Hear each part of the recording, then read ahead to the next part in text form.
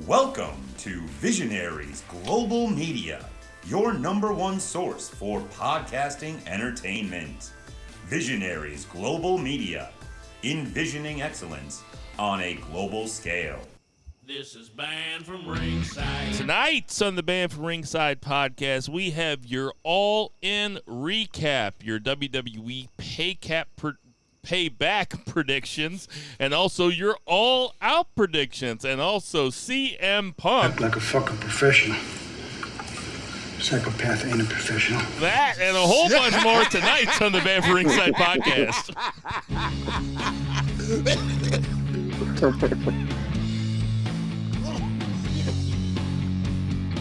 Ditch that 9 to 5. It's time to feel alive. Hello, Marks, and welcome to the Band From Ringside podcast. As always, I'm your host, Bill Nagy, a.k.a. Jobbenheimer. And sitting directly across from me, we have Jason Cornelius Bell. What's going on, JCB? Don't mind me. I'm just choking over here listening to CM Punk getting drugged early. We ain't even 30 seconds into the God damn.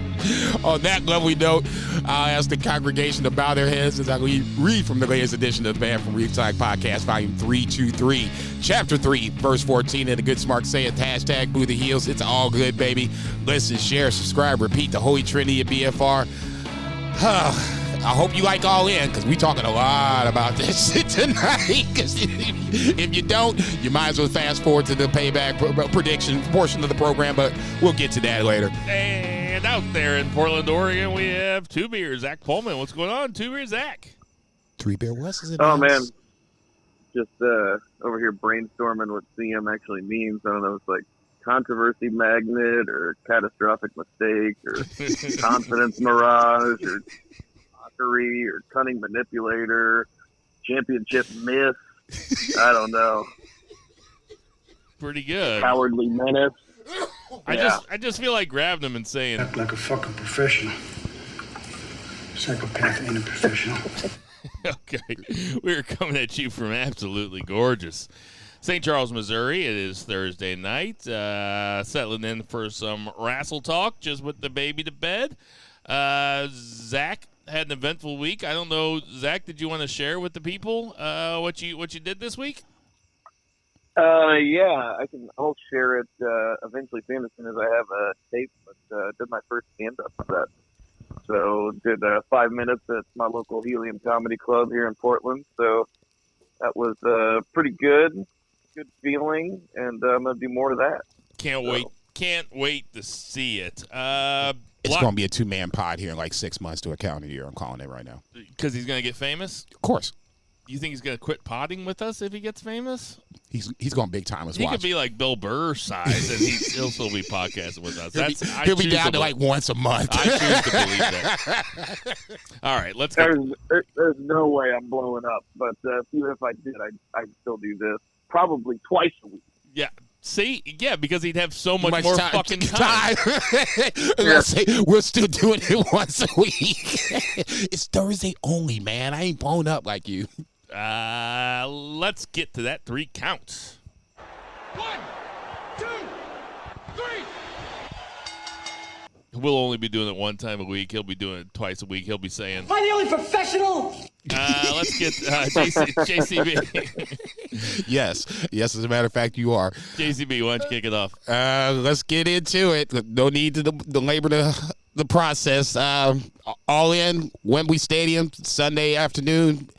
I guess it was 11 o'clock, 0 hour in the morning, and then noon started the pre-show. Obviously, we could start with I would say one of the,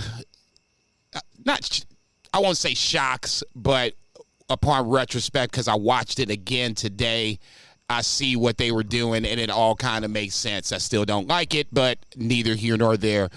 Aussie Open loses the ROH tag team titles to MJF and Adam Cole, opening up the 0 hour. I was thinking I wanted to do a live stream to put some content on BFR Pod for YouTube because I just got StreamYard. And I was thinking, I should do a live stream. I'm sure glad I didn't because your boy, I'd had all kinds of reactions, good, bad, and indifferent. And this would have been one of those where I immediately was like, what the fuck? as an Aussie Open fan, of course, I'm going to be a little upset with this. And then my knee-jerk reaction was to get pissed off. I get it upon retrospect again. Like I said, watching it again this time. And the knee-jerk reaction, watching it the first time, I get it. But it just didn't sit right with me, obviously. And then from there, Jack Perry and Hook for the FTW title. Jack Perry apparently making noise before he even gets to the ring. Okay, you're telling me to, I guess, pump the brakes? Pump the brakes. I don't want to be. I'm not trying to boss you around or anything. No, take you're control the of quarterback. your account. You're the quarterback. It just seems like one aspect of this has taken over the entire discourse, and I would just like to give the show its love before we get into the Act fucking like a fucking professional. bullshit. That's all I was thinking. Look, I'm not disagreeing. I'm Okay, not. all right. I'm not stopping to talk about this. I'm just saying. Fair enough. I'm painting the picture. That was involuntary with my hand. No. Up. It's just like fuck. God, Stop that shit. fucking asshole. Okay. No, because a part of at least to me, I didn't understand it when it happened, but when Perry looked into the camera, it was like, he banged on the windshield, was like, that's real glass, stop acting soft or whatever he said. I was just like, what the fuck is that supposed to mean? I mean, that doesn't make sense. I mean, I get it, it's real glass, and the suplex happens through the glass and all that other good shit, nice, kind of brutal spot or whatever, but I never really got it until after the fact when it came out. So, long story short, MJF and Adam Cole Bebe win the ROH titles in 0 Hour, and then Hook defeats Jack Perry to win the FTW title. So 2 title changes in 0 Hour. Interesting start to the show. Then we can jump into the main show. Anybody want to talk about the 0 Hour? Zach, what do you think? I love the pre-show. I think they've gone up in quality since they stopped doing just 3 or 4 matches, and they started doing more of a WWE thing. I think Renee is an absolute delight, and she adds a lot to it. I like the panels, getting those guys like Paul White and stuff that you don't really see on TV or anything, that they're there. I like that format. It kind of eases you into the whole thing. You can kind of walk around and get yourself situated and do some shit and just kind of pay attention to it. It's a good formula, and I was very surprised about the Better Than You Bebe. Kind of pleasantly surprised on the opposite side of JCB. I was like, oh shit, it's going to add a wrinkle, because we kind of had an idea, a preconceived notion of what was going to happen, that there was going to be tension, and then them not giving that payoff yet and giving us a different payoff. I was like, oh, this is even more interesting. And then the Jungle Boy Hook match, I thought overachieved. I didn't really give a shit about that match, and they were out there working hard. You could tell, they had their working shoes on. And I did know that little backstory about the Jungle Boy wanting to do a real glass spot when he looked in the camera and said, "That's real glass, cry me a river." I was like, oh shit. I was like, that's probably not good. Just for CM Punk's so thin skinned. What that motherfucker say? I'm gonna wait for him talk right about that here. later. Yeah, we can talk about that later. But I thought, if you're trying to sell pay-per-views, this was an absolutely great way to do it. They had Paul White and Anthony Ogogo, Grado beat down Jeff Jarrett and crew. So, I mean, it did really feel like a WWE pre-show in that sense. I really didn't even trip off of it until you said that. But yeah, the panel, you had guys coming off the panel to get into action a little bit, and then you had the 2 pre-show matches. So yeah, it felt like WWE. There's no question about it, at least in my mind. I'll say that I was watching this live. Like Jason said, it was 11 a.m. I'll admit I wasn't completely glued into the 0 Hour. I was trying to find a way to watch the pay-per-view without paying for it, and I was also solo parenting, so I had some stuff going on here. That being said, what I did see, I'm kind of with both of you a little bit in different places and kind of against you, but also kind of out of my own. I thought the Hook and Jack Perry was really good.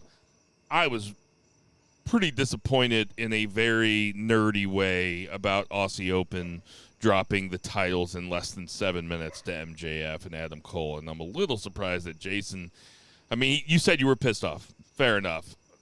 I bet that you were piping hot because Adam Cole. This is one of your big things is that tag teams that are actual tag teams that like have matching outfits and have a name for the team and not the two people being put together. You mean like Better Than You, baby? Like Better Than You, baby, or Swerve in Our Glory. I can't believe they're actually calling them that. It's really bad. But I know that you think that tag teams should have a kayfabe advantage over teams that haven't been together as long. And not only that, but I'm a little surprised at Zach too, because I know that Aussie Open, you've been on board with Aussie Open and shouting from the rooftops about them for a while now. And they played like comedy jobbers here. Yeah, I guess I'm not worried about them, right? I think that they're gonna shine, and I think it almost thought that they were above the ROH titles anyway. But then why not elevate the ROH titles? I mean, that so many belts. I don't really care. Yeah, I mean that's for fucking sure. I'm not going to disagree with that. I just think that it was just if you're going to take the titles off of them, just do it better than that. Not a lot of, but really, we got plenty of more wrestling to talk about. I mean, I thought that I didn't have very high expectations for Jack Perry and Hook, and I liked it quite a bit. Agreed. I did not know what Jack Perry was yelling about when he yelled into the camera. I just thought he was a heel healing off. Turns out that's kind of what he was doing. So pretty much. Fucking shit. Okay, what's next, Jason?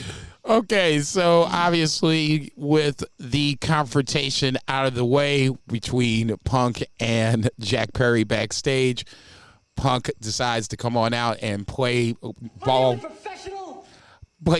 with us and faces Samoa Joe in the curtain jerker for the Real World Heavyweight Championship. I believe this is a 14-minute match.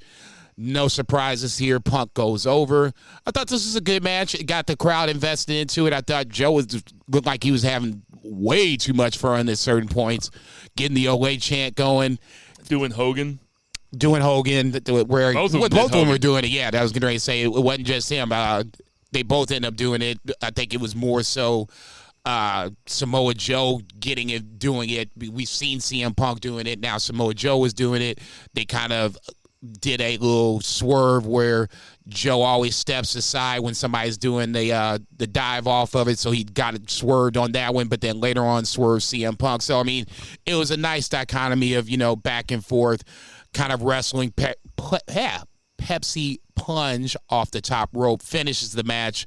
Kind of felt like an abrupt ending, but the guy that I thought was going to go over went over, so ultimately it wasn't the biggest deal in the world, at least length of time for a match. I was surprised that he won with a Pepsi plunge. I think that's why it felt abrupt. I didn't think he was going to win with it. I thought Joe was kicking out. Honestly, for me, it had to take something like that for me to be like, okay, Joe lost, he got pinned, and that's how it happened. Okay, off the top rope Pepsi plunge. Okay, I can feel that. What do you think about it, Zach? Yeah, I thought this match was really good. I just thought it was a really solid pro wrestling match. And, I mean, again, these guys are much older than they were in ROH, and those are very different styles of matches. But they worked an absolutely great match. And I'd say it was like 4.25 if I'm like giving it a star rating. And, it was like fun, told a fun story. Obviously have good chemistry with each other, and I also thought it was kind of abrupt with the Pepsi plunge, but then I was like, well, they're not going to beat that spot. Like the match, like they ended on a high note. So yeah, I mean, this is probably my third favorite match of the night on a card where I liked most of the matches. I think this is kind of Punk's sweet spot. Like, stop trying to go too long. 13 or 14 minutes is enough time for a Joe versus Punk match, especially if it's the curtain jerker and especially if it's for a non-title. Sorry, that's not a title. You know what the title is? ROH TV title. That's a title. Your Real World Championship ain't a title. Anyway, this match was really fucking good. I still gotta go off on Punk, but I mean, this match is, yeah, like Zach said, there wasn't much flashy about it, but man, it was good.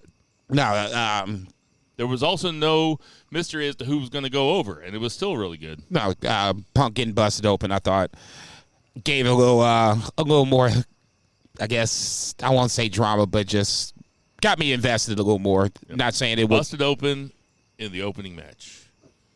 Hey, man, get that shit out the way. That table was there for a reason. Yeah. I bet Bubba Ray would have yelled at Punk about that, the way he yelled at our boy Kurt Stallion when he went out there for that Ring of Honor show. No, I was about to say that was... You don't see a whole lot of bleeding in the opening match is all I'm saying. You kind of save that for later in the card. I mean, that's the traditional way of thinking about it. So you going to walk up to CM Punk and yell at his ass? I'll tell you what I'm not going to do is let him walk all over me if I'm Tony Khan, right? We'll see on Sunday. I still think he's going to be there. Let me book the territory. Somebody needs to get that motherfucking line, man. Goddamn. Next up. I just went real Jim Cornette on you. I promise. That's the most Jim Cornette I'll go for the rest of the night. Next up, you had Kenny Omega, Adam Page, and Kota Ibushi versus Jay White, Juice Robinson, and Takeshita. Interesting match. At least this is just my perspective on things, and obviously everybody else could just chime in on it when they get to turn on the mic. Just quick knee-jerk reactions. It's just felt like it's been a while since we've seen Adam Page. I almost forget he's a world heavyweight champion, but when they had the fireworks for him, I was like, okay, they're showing him some love. Kota Ibushi, second match in, not necessarily any better than the first. The triangle moonsault spot, obviously one of the big misses there. I don't know if it's still ring rust or just lack of conditioning. Say it. He's washed. I'm not saying he's washed. I just think right now this isn't the Kota Ibushi that I remember seeing before he got hurt. No, I think ring rust is the culprit. He didn't look 100%. I would rather go with ring rust myself. Ultimately, I thought this was a good match. Takeshita sneaking out, and I hate to use the word sneaking, but he did come behind Kenny and rolled him up. Didn't pull the tights. It was a clean win, but in all the chaos that was going along, Takeshita takes advantage to get the pin. And I think that's important. If there's any sort of plan long-term for Takeshita, he needs to beat guys that fans see as top-tier guys. Kenny Omega is one of those guys. So in that scenario, it sets up, obviously, the all-out match and whatever long-term storylines they have between Don Callis and Kenny Omega. I like the match. I can't sit here and lie. It was just certain parts of it was just a little off. Zach, what'd you think? Yeah, really fun match with an excellent finish that leads to a singles match that everybody wants to see on a pay-per-view that not a whole lot of people are overall probably going to want to pay $50 for after this show. We talk about that later. But yes, we will. Mm-hmm. I saw somebody describe Juice Robinson as broken Seth Rollins.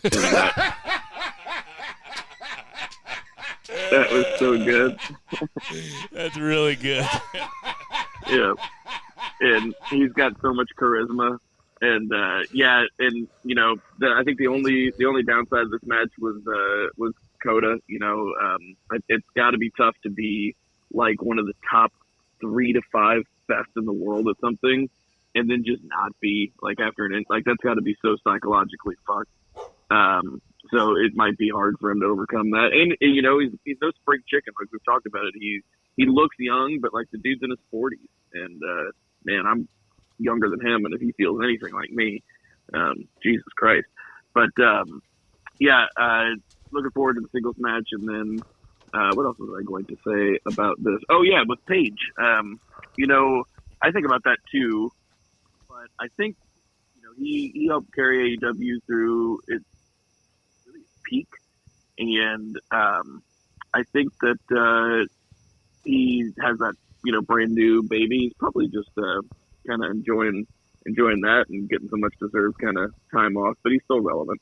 So This was I had two favorite matches of the night, and I go back and forth as to which one was my favorite, but this was one of them. I love this match. This seemed to me the most like a New Japan match rather than anything on the card. It makes sense because 5 of those dudes were in the 2018 G1. 5 of those guys, and then Takeshita was the one that wasn't. That's a stacked fucking line. That's a stacked fucking match, and these guys made it count. This was a really fun, really well choreographed 6-man match. I fucking loved it. Now watching it the second time, and that's why I wanted to watch it the second time. Was the first time you usually miss something, especially you can go to the bathroom or for my ass, watching the cats, smoking the cigarettes, smoking other things, you tend to miss some shit. I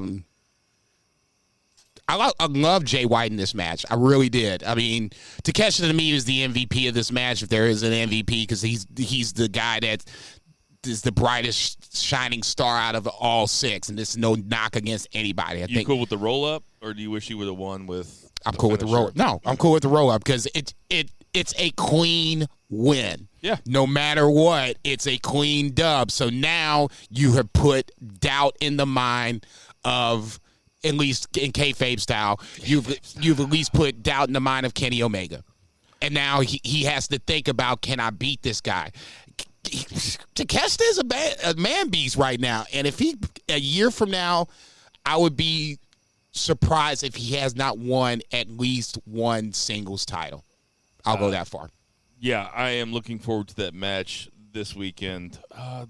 There was one. Oh, I kind of marked out when Jay White and Ibushi stood in the middle of the ring and squared off, and the crowd, there was kind of like you could hear the crowd, some people recognized what that was. They had a huge rivalry going back a few years. Excalibur expounded on that, and that was good. But I guess there is the other thing. When they did, go face to face, I was like, wow, I do remember this. And as wild as it is, Jay White's still been on the scene, even though he's out of New Japan, but Kota Ibushi obviously hasn't. And you really hadn't seen him since his split with New Japan. The Ibushi return hasn't energized us as much as I thought it might, like a year ago when you talked about if we would fantasy book it or whatever. For all 3 of us, it seems like.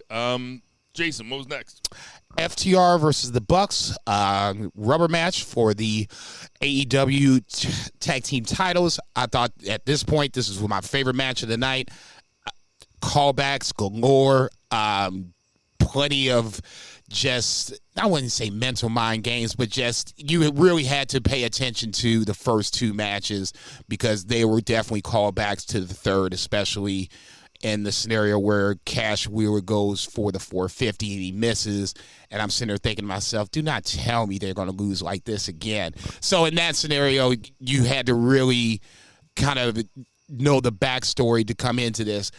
Part of me was really thinking as the match was going along that the Bucks were going to win it just because of how the match was kind of flowing back and forth. And then more so towards the end where it felt like the Bucks had, I think it was Cash Wheeler. No, it was Dax, I think. And he had Dax getting ready for the BT trigger, and then Dax ducks, and I was like, okay, now we got a match again. So, I mean, for me, this was one of the better matches of the night overall. At this point, it was the match of the night. FTR goes over. Doesn't mean that they're the greatest tag team in the world. Just means they're the best tag team right now. But ultimately, I thought this was another great chapter in a book that probably has more chapters to come. Just because they've done this 3, I feel like they're probably going to end up doing like a best of 7 when it all said and done. But at least chapter 3 goes to FTR in a really well played out match. Zach, what you think? Yeah, I was very excited for this match, and like the first half of it didn't really like click for me, and I don't know if I just need to rewatch. I mean, it really picked up about halfway through, and yeah, lots of callbacks, lots of kind of just homages to other stuff. They were doing a lot of each other's moves, kind of like the whole story was that these teams know each other so well and that they are the 2 best tag teams doing it, and they were kind of pulling out all the stops. But early on, it just looked like Matt Jackson was like fucking gassed, and like they did this kind of like suplex exchange that was like really kind of did not come off very well, like him and Dax, and I think it was him and Dax, and I was just like, man, I was like, this really just isn't clicking, and then it eventually did. I'd like to check it out again because I've heard other people describe this as like the best match of the night, and for me, it was like my least favorite of the three so far, and it was like not my favorite match on the card by far. So I'll have to check it out again. Once again, I feel like Zach and I have switched places like Judge Reinhold and Fred Savage. Like I thought that this was tits. I especially I'm with you, Zach, that the first it got off to a slow start and kind of like a wonky start. It was like they were just off, and that might have been exactly what Zach said. The last 7 or 8 minutes was tremendous. If you give yourself over to the Young Bucks, if you let the Young Bucks just waft over you, and you don't mind a ton of super kicks, really choreographed shit, and kickouts after kickouts after kickouts, then you're not going to like a Bucks match. But if you just let it wash over you and you know what you're getting, they are so much fucking fun. And I'll say the same thing about that 6-man match. It was the same kind of thing. Like, you kind of have to be like, okay, this is the style of match that these guys are going to have. And they're going to have a match where there's not a whole lot of selling, but man, there's a whole lot of cool shit, and when it clicks and when it's really smooth, it's like the best, the absolute best. And that's what the last 7 or 8 minutes of this was. Couple notes about this match. The first one being is I thought the Revival's thing was no flips, just fists. What the fuck is that hypocrite Cash Wheeler out here doing 450s for? Man, he's going for it, dog. He's swinging for the fences. That's one thing nigga. I loved is we saw that in a previous match. That was a callback to a previous match, and it cost them. Yeah, I should have brought it up then. Yeah, and that was I think he absolutely did it for that reason. It was them, like I said, kind of adopting each other's styles a little bit and doing each other's moves, and that I thought it was actually going to be Dax because Dax is way less likely to do that shit. I was like, oh man, Dax is going to pull out a flip and that's going to cost them the title, and that did not go like that at all. Don't talk about his little girl. The other thing that I was going to say, and you guys will be happy to hear, I can now tell the difference between Matt and Nick Jackson. Nick got his hairline is way further back. You guys should have been saying that the entire time. All this shit that Matt already looks like Matt Jackson. I just thought that they had different faces. No, they don't have different faces. They have the exact same face, but one of them's way balder. And now I got it down. So, like, on Dynamite last night, I was like, that's Matt, that's Nick. I was, like, telling the baby that. I was like, look. I was like, Nick's got the hair. His hairline's fucked. He's got the LeBron hairline. That's easy. Dude, Nick is also low-key hilarious. If you ever watch Being the Elite, like, that dude is underrated funny. Underrated great wrestler, too, even as half of the best tag team in the world. This match ruled. He's best hot tag in the business. Anyway. Yeah, this match ruled. What was next, Jason? Stadium Stampede, BCC. In this scenario, you had Moxley, Claudio, and Wheeler Yuta with the returning Mike Santana. Didn't know he had a first name, but good to know this. I sure as fuck didn't know it was Mike. I was just like, why are they calling him Mike? Who the fuck is Mike? Pedro, Javier, Hector. Okay. Now see. I'm just gonna say it. That's a tad bit racist because and I'm gonna call us all to the carpet on this one. Raphael. We act like that's supposed to be his name. What if his name is really Mike? I think there was a guy named Rafael Santana that played for the Twins or something. The Mets. See, it's a good name. You remembered it. I was say, wait. He plays for the Mets. Fuck it. Let's go with Mike. Luis. I'm going to hell. The heels versus best friends. Orange Cassidy, Eddie Kingston, and who was the fifth guy? Penta El Muro. Okay, so let's start there because that's kind of my first problem with it. The first two Stadium Stampedes I loved. I'm pretty sure I had them both on one of my match of the years for the Beefers, which is, if you know me, that's very, very surprising because usually Stadium Stampede matches or anything of those ilk usually just doesn't appeal to me, doesn't apply to me, but the first two were good. The third one, I did not say it was, I'm not going to say it was not good. There was times where the shit got to go over the top. Penta going out and coming back. You don't say. Yeah. I mean, I'm like, what in the fuck is going on? Penta going and coming back, I don't even need that shit. Either stay or just stay gone. One or the other. To me, the MVP of this match was Orange Cassidy. For somebody that has just been kind of blah, blah, blah, I don't care about anything, then all of a sudden by the end, he's pulling out forks. He's trying to stab everybody and their mama. I'm like, who the fuck is this guy at this point? I thought professional? He was being professional. He's just trying to stab everybody like he was supposed to. I thought Orange Cassidy, watching him transform just in the match itself, where when Moxley pulled out the fork, you could see, like, you know, his face is like, oh man, fuck, you know, this is just really gonna get really fucking ugly, to the end where he's just like, you know, I'm grabbing my hand up, I'm punching the glass, and I'm gonna fuck somebody up. I'm just like, who the fuck is this guy? Do not get me wrong, it was very, very good. It's not gonna be the match of the year candidate, very, very good, but nonetheless entertaining. The baby faces go over courtesy of the said Orange Cassidy Superman wrapped in glass punch. I'll let you guys speak on it. Honestly, I thought this was probably the third best of the Stadium Stampede. Well, I shouldn't say that because there was the other one before that, but at least the ones that I consider the last three. Do we think that the best Stadium Stampede was the empty stadium one? No. You guys do. I don't. I think I do.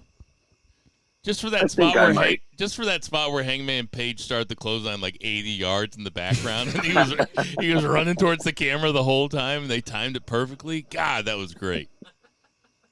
We don't talk about that enough as a society. Are you not? That's bullshit. Anytime you bring up Sammy Guevara, him getting ran over by that golf cart is going to be on that running clip in some form or fashion. That was great stuff. Okay, thank you. That motherfucker will never die. Never. Yeah, this match, the only issue that I had with it was it wasn't Stadium Stampede. I think they are now using Stadium Stampede and Anarchy in the Arena interchangeably, just depending on the venue, because Wembley is the stadium. But this was more Anarchy in the Arena. Stadium Stampede had those great, kind of choreographed cinematic spots, and that wasn't this. But this was still just absolute bedlam and so much fun. You just can't even keep track of it. And like Jason said, MVP was Orange Cassidy. I mean, shout out to Penta for actually being able to, he broke a ladder fully and it had no rungs on it. And he was able to still do a sunsplit flip power bomb. I saw. That scared the fuck out of me. I'm like, dude, stop. Get off the ladder. Get off the fuck. That's why I was starting to get mad. I was like, okay, just X this spot. It's not supposed to happen. We figured some shit out, but just stop with this ladder, please, for the love of God. And then right around that time, Ortiz and Beretta went through a table on the outside, and the camera just is on them, and they're basically just patting each other like, "Oh, great, we didn't die. Good job, buddy." I caught you that okay? too. You okay? I caught that too in the moment. I was like, "That's really funny." I don't even mind. Yeah. That. No. I don't either. I'd rather see that they're okay. Okay. Yeah. I do want to say that, Orange Cassidy being MVP, and that was the first time, if you don't watch New Japan, that people got to see Moxley with the chopsticks. I think that's a great visual that'll stand out for people. But Moxley and Eddie finally getting a little bit physical, pretty much the match ends because Eddie gets pissed and he tackles Moxley through a barbed wire table, and then they're just kind of stuck there, and Kingston's got his middle finger right in Moxley's face. At the end. I really enjoyed that. But, this was just so much fun. And then I was like, oh, my God. I'm like, who has to follow this? Yeah, this match was exactly what I thought it would be. I thought Penta coming out with a different costume on meant a lot more to him than it did to anybody. I did not understand what the fuck was going on. It did not. I thought that was being. I was like, oh, whose music is playing? I thought that was being Dax Harwood for the sake of being Dax Harwood. Stop being Marky. Kind of like Dude Love, like coming back out as Cactus Jack. Or Thank you. Yes, great analogy. Thank you. I'll tell you what, that is a hell of a first 5 matches to open up a card, or is that the first 4? Yeah, I was watching this and I was like, oh my God. I was like, this show is fucking awesome. No, I was thinking after the Stadium Stampede, I was like, this is going to be the greatest pay-per-view of all time. I really was thinking. Oh my God. I mean, it started off incredibly. Even though I didn't like this, I still was like, I still had a really, like, you know, positive, good vibe going about it. I was liking the show. Yeah, me too. What was next? And then this happened. Oh. Fatal 4-way for the women's title. Britt Baker, Sheeta, Toni Storm, and the returning Saraya back to her home country, her home, I guess London is her home city, whatever the case may be. 8 minutes and 34 seconds, if I read it correctly, on Cage Match. Strike 1. Strike 2, to me, is even putting the belt on Sheeta at this point to now fly her over, and even though she didn't take the pin, she's not the champion anymore. Saraya's the champion. Okay. Strike 3 is not even building Saraya up to a point. She flies from Japan, dude. I don't give a rat's ass. London's a fucking, It's the disrespect of Sheeta continues. She flies How in a about Cessna. that? The fact that Bianca Belair is not only the shortest and the longest reign champion in WWE on the women's side isn't even a blink of the eye, because the longest reign is the one we think about. Sheeta's longest reign never even gets mentioned until it's time to mention her, until we time to build her up, and then subsequently she gets the title coughed up to whomever the next person in line is. God bless Mercedes Moné. Because she comes to AEW, this is going to be a roll of the dice. Because if Tony don't like her, she's going to be the next one in line. Like, what happened to so-and-so? Whatever happened to so-and-so? Tony Khan has an amazing women's roster. And you give this 8 minutes of this? Saraya wins? Okay, I'll give you that. Okay, fine. That's where I look. I was like, okay, this is the mark moment for everybody. Tony Khan is being a mark. Fair enough. It's your show, Tony. Get paid. Throw all the money out there. Mark yourself out. Man, can we dig more than 8 minutes? Can we get more than that? Can we build Saraya up to at least make it look like she's worthy to be in this fucking match to begin with? She had, what, maybe 2-3 matches solo? Are you saying about Tony Khan? Act like a fucking professional. No, I'm saying just Psychopath ain't a professional. No, I'm saying let's tell a fucking story. You told a great story at the end, but then in the middle, you can't tell this story for shit.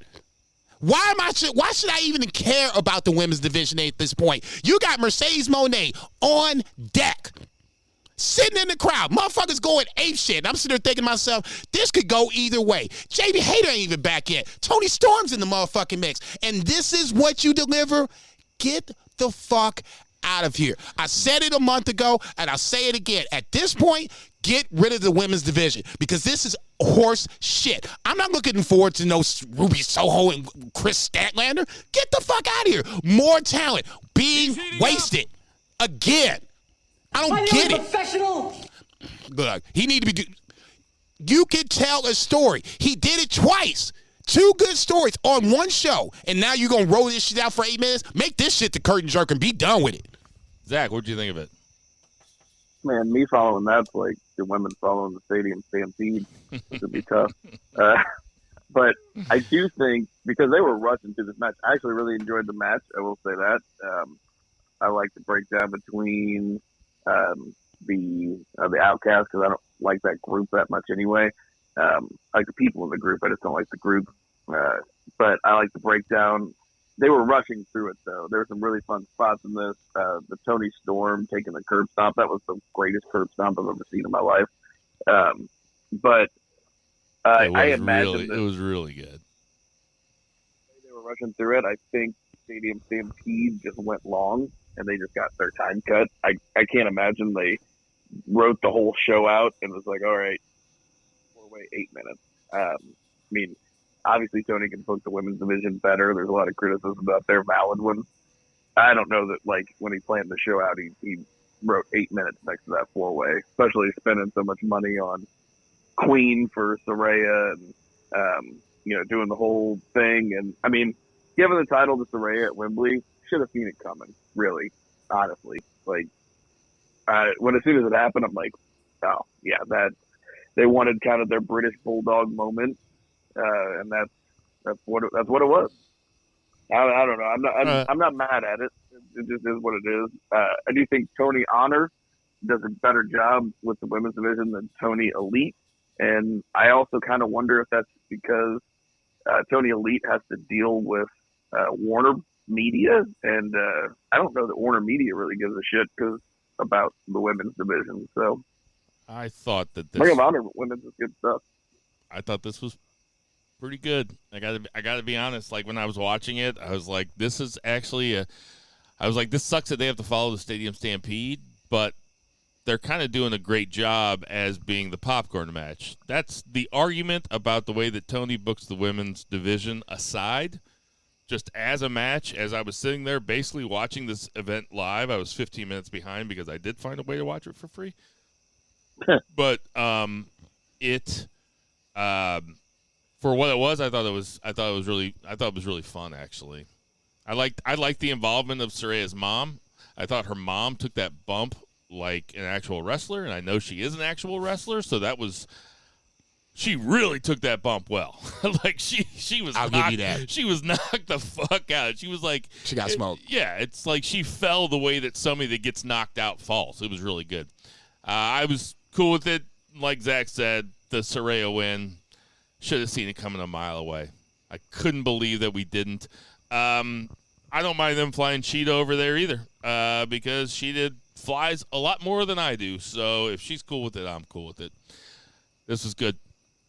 It was a popcorn match. It was after the Stadium Stampede. There was no way they were going to keep that momentum going. There was no way they were going to keep that energy. You need a decompression match. I thought this one was a great one at it. It wasn't my least favorite match of the night, that's for sure. Nope. Never mind. I'll leave it right there. I'm not even gonna get mad anymore. Fuck it. Next up, Did I contradict myself? No, you just kind of made my point. Oh, okay. Then good. We agree. Yeah, the women's division sucks. Yes. Don't give him more time than it deserves. He's not telling stories with it, so you might as well just give it what we expected. No, just give it the boot. Do it as well as you can. Just give it the boot. Let's get this talent. No, that's not going to happen. Let's get this talent someplace where we can actually see do some work, for Christ's sake. What the fuck? Darby Allin Sting versus Swerve and Christian Cage in the coffin match. This felt really similar to Stadium Stampede, and I think that's, at least for me, it kind of suffered because it felt like Stadium Stampede, even though it was a coffin match, and that's what the unique part about it is. The winners were already pretty much a slam dunk. We all agreed upon that. We don't see Sting losing anytime soon. If he does, I think it's the Darby Allin in a singles match, but that's somewhere down the line. This was a bit, for me, back-to-back matches where the women's match really got me mad, and this didn't really get me back in because it really felt like a smaller, compressed Stadium Stampede. It was good. Nothing I hadn't seen before. I like Christian Cage. I hope, fingers crossed, somehow Luchasaurus wins on Sunday so he can continue to be the TNT champion, but that's another discussion for another time. Coffin match was okay. What'd you think of it, Zach? I low-key love this match. I thought it was so much fun. It was, there was a lot of anarchy. Like, there was a lot of no-holds-barred kind of shit. We'll talk about that here in a minute because there was another one on the show. So there was a lot of just kind of brawl mayhem. But I think for a stadium show, that's really fun. And like, I feel like that's just basically what every Sting match should be at this point. Just the gimmicks are so good, and him not being able to put Swerve through that table and then just being like, fuck it, this guy's going through this table and going up there and he just jumped on him. He just sat on him and crunched through. Yeah, it was great. Darby doing the coffin drop onto the coffin and then Excalibur calling it a coffin flop. Oh, man, that was one of my favorite calls in wrestling history. Because he quoted, "I think you should leave." So, they said that to me at a dinner. Tony Khan said, Warner Media said AEW Dynamite's not even a show. So, anyway. That is the funniest I think you should leave sketch. It's in my top 3 for sure. Number 1. It's the one that I show people all the time. That one. We're just and filming then, a bunch of funerals and showing the ones where the bodies fly out. All right, I'll stop. I'll stop. Yeah, that one and the safari flap fedora with the dice in the pocket, like, man, classic. Anyway, I love this match.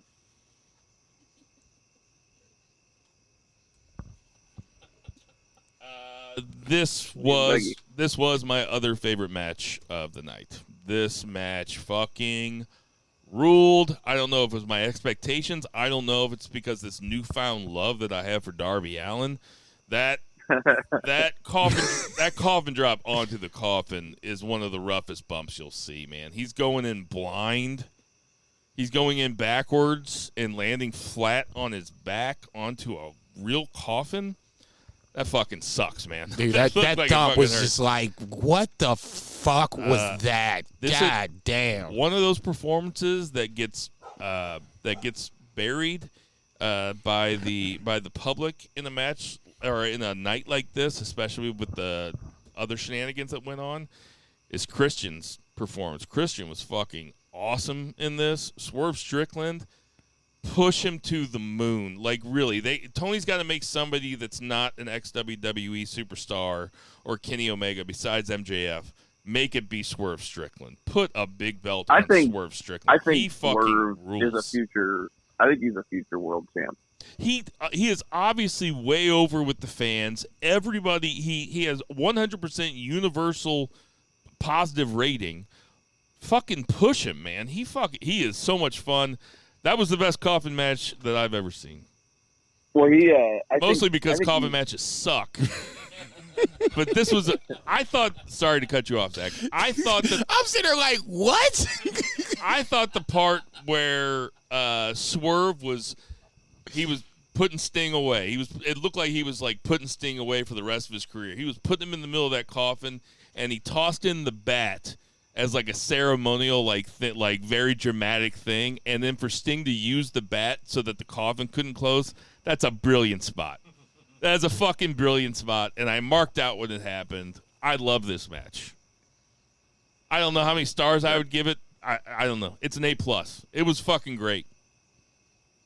I'd say it was like 4.5, 4.75. I loved it. Yeah, it fucking ruled.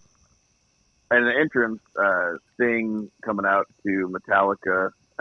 He used to come out to a live version of it in WCW, but again, Tony spending that money on entrance music. Like, I think that adds a lot. Like, I think Elton John adds a lot to Collision. I think it's awesome. But I will say about Swerve, I think they're doing a good job with him, especially now that he was tag team champ. That wasn't like amazing, but they had some really good matches. But it's him getting the Mogul Embassy, which is a really good group, and they had him with a bunch of rookies, and it just wasn't vibing at all. But now he's got now it's like they course corrected, and he's part of really good storylines, and like he's wrestling legends at Wembley Stadium. Like, I mean, I think they're grooming him for big belt coming down the line.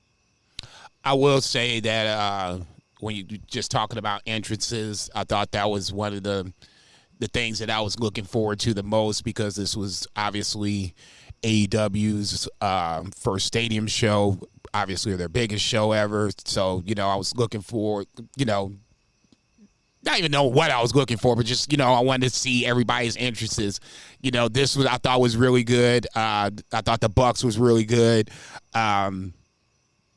Obviously, DJ Who Kid. I used to buy his mixtapes off eBay on CD. What? Yeah, like DJ Who Kid, like mixtapes, like underground mixtapes. I just buy them off eBay because I lived in the country. Nobody was selling mixtapes on the corner. It's a small world after all. No, I thought overall to make it feel like a stadium show, and like I said, their biggest in company history. I thought they did a really good job on that aspect. I know Joey and I kind of talked about it, where he was saying that WWE just does it on a bigger and much grander production scale. I'll defer to him on that. He does shows. If he says it, then I'll sit here and agree with it. I'll just say this: for me, I didn't think that they did. For the things I didn't like, I loved how they did the intros, the entrances, the pyro, the whole 9 yards. Next up, Will Ospreay versus Chris Jericho. Another great example of great intros, even though I didn't know how bad Chris Jericho couldn't sing until he tried to sing Judas. That's why I think the fans are singing Judas for him.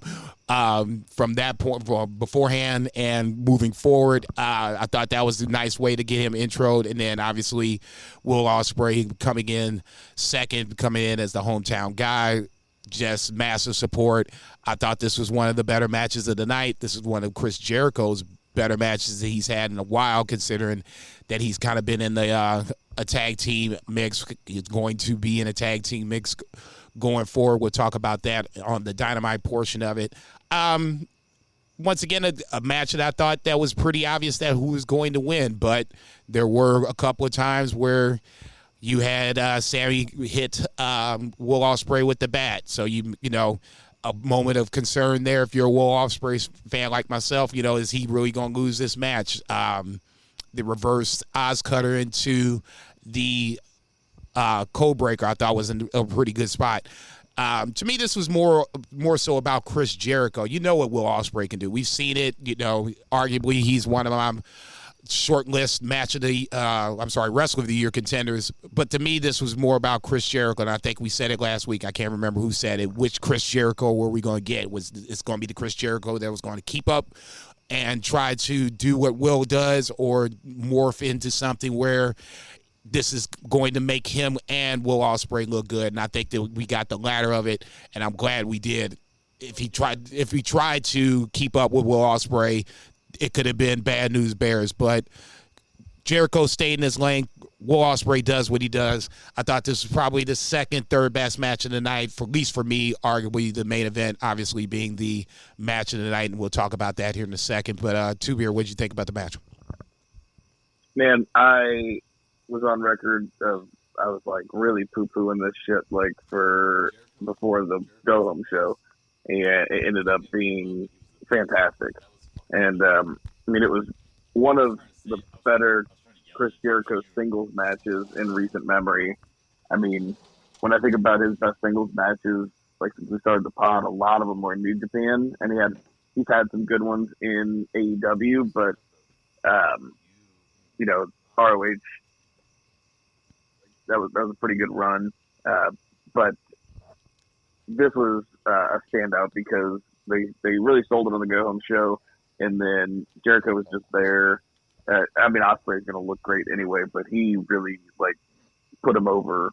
And you can tell that there's a lot of respect between those dudes. And yeah, I thought it did.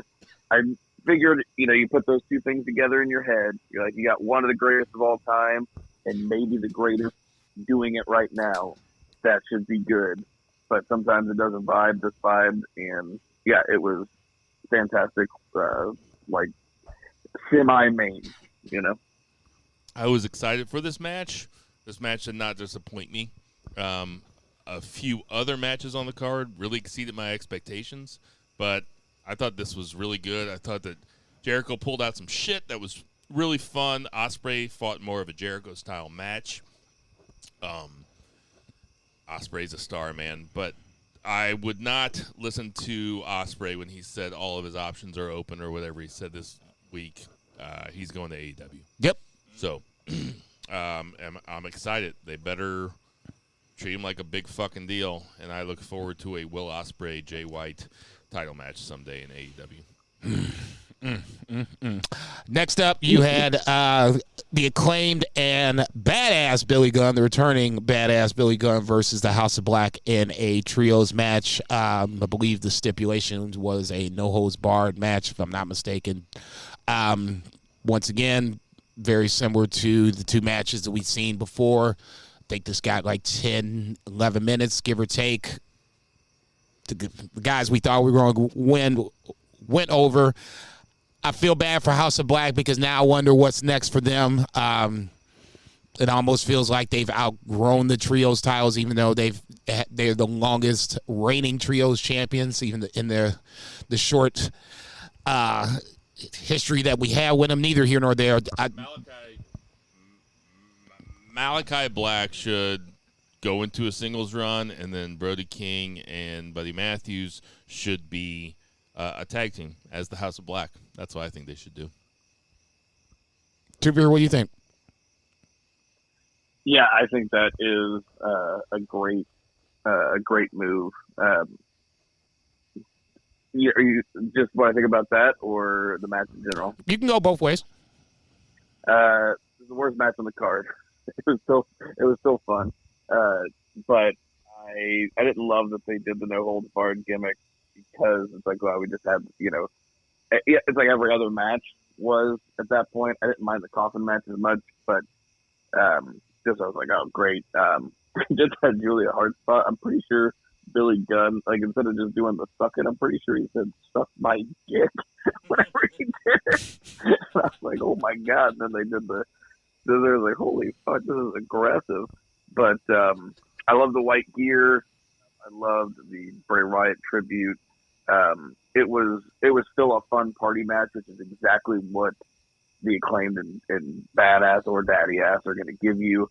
And like, yeah, Bill said, or you said, they kind of outgrown these titles, and it's fine for them to be on the kind of like house show act of the Acclaimed and Billy Gunn. Like, that's totally fine for a while.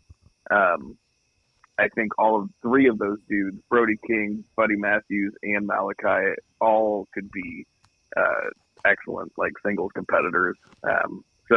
Anyway, at this point, I was like, the show is moving along at a really good clip, match after match after match, and I was ready for the main event by this point. I got up. This show started at 9 a.m. for me. I had not, like, gotten out of bed. I woke up at, like, 8, stayed in bed the whole time. Dude, so fuck I was you. like, ready. Fuck you. Fuck you. Okay, if nobody else going to say it, I'm going to say it. Fuck you. Unbelievable starting time. It was just so perfect. Just couldn't have been more perfect for me. It bad. I mean, my Sunday lined up real nice. It was just unbelievable because I did this and then I went to Lou Fest. Like, nice. I watched this and then I had the whole rest. I had a whole concert to go to get all high and shit. That's it was sad. fucking perfect. Who was at Lou Fest? Well, it was. The Black, that night was the Black Keys and the Black Crows were the two headliners. Oh, right on. Yeah. It was fine. But the baby was sleeping. I turned it on. I watched the entire thing live. Zach's right. This is the worst match of the night. I thought the Julia Hart spot kind of like lost them the crowd. I think the crowd was politely along with them, and I think that really killed the crowd. It seemed like it to me. It seemed to really, it's not like, you'll see Stone Cold, like, he'll stun Stacy Keibler or something. You'll see flashbacks of it, and it's fun, but, it's really cartoonish. I don't know, that Julia Hart spot, it was like, these are just three grown men beating up a very small woman. And it just seemed really strange to me. Mm-hmm. It seemed pretty aggressive. I don't know. Call me whatever you want to call me. Anyway, this match, I didn't like it. I'm not calling you anything. In this case, I'll call you right. I'll leave it alone. All right, main event time. Adam Cole, Bebe versus MJF for the AEW World Heavyweight Championship. Once again, two great entrances.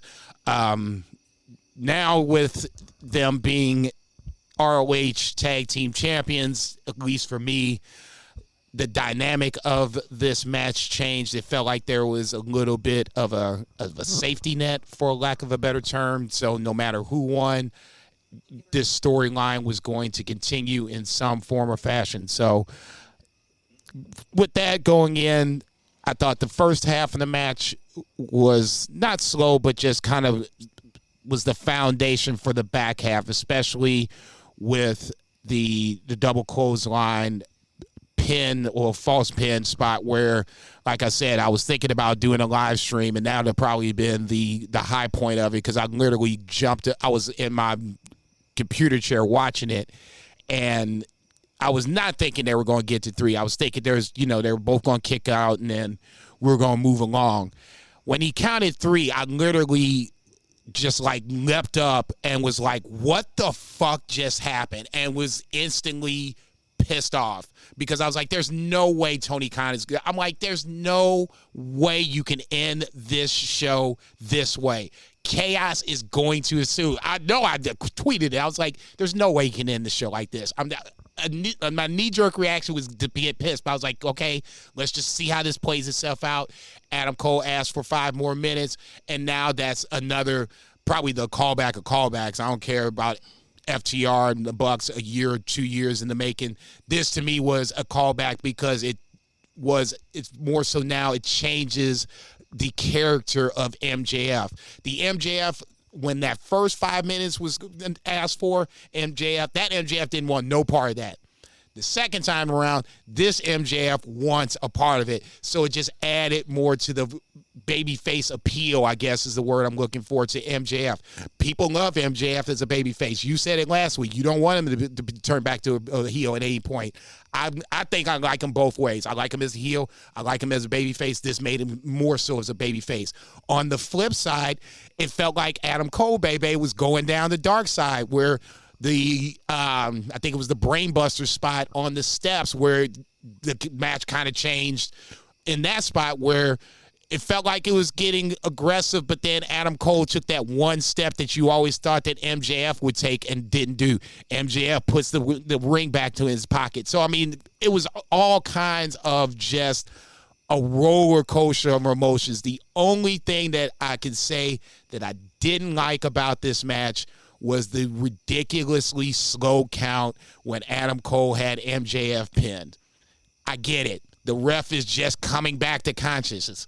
We've seen refs come back to consciousness and count faster than that. Okay? That was your only problem with the match? I'm nitpicking.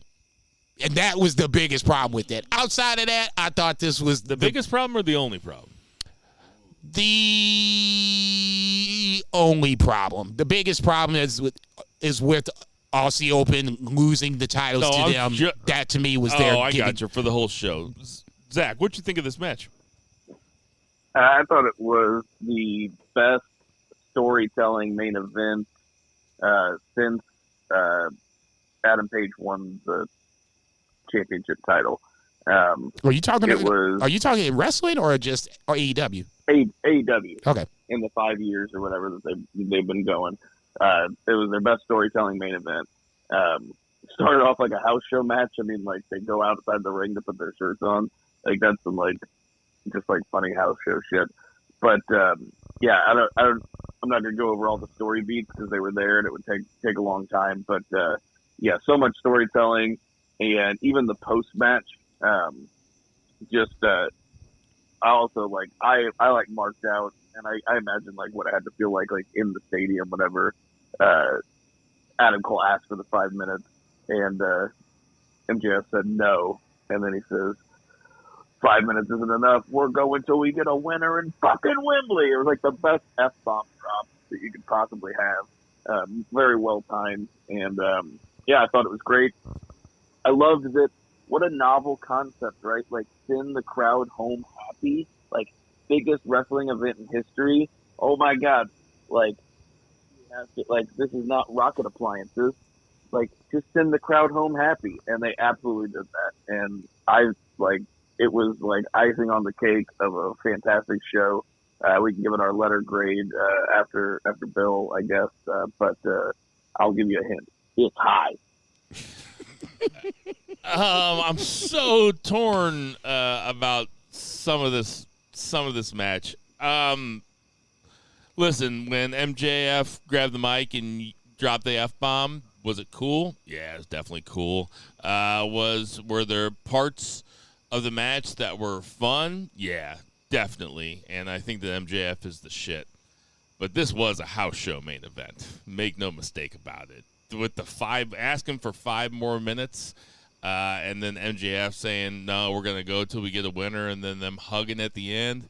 Like, you can send the crowd happy, and they do every night at a house show, and even at Raw. They'll have a dark match, or they'll have Randy Orton come out and RKO somebody. They always send the crowd home happy. This was a house show ending. Was it fun? Yeah, it was tons of fun. But there were 7 matches on this card that I liked better than this main event. I thought it was I was pretty disappointed, to be honest. Was I entertained as fuck? Yes. Were my eyes glued to it? Yes. I wanted to see a turn, though. Okay, that was going to be my question. It would have all been worth it if there had been a turn.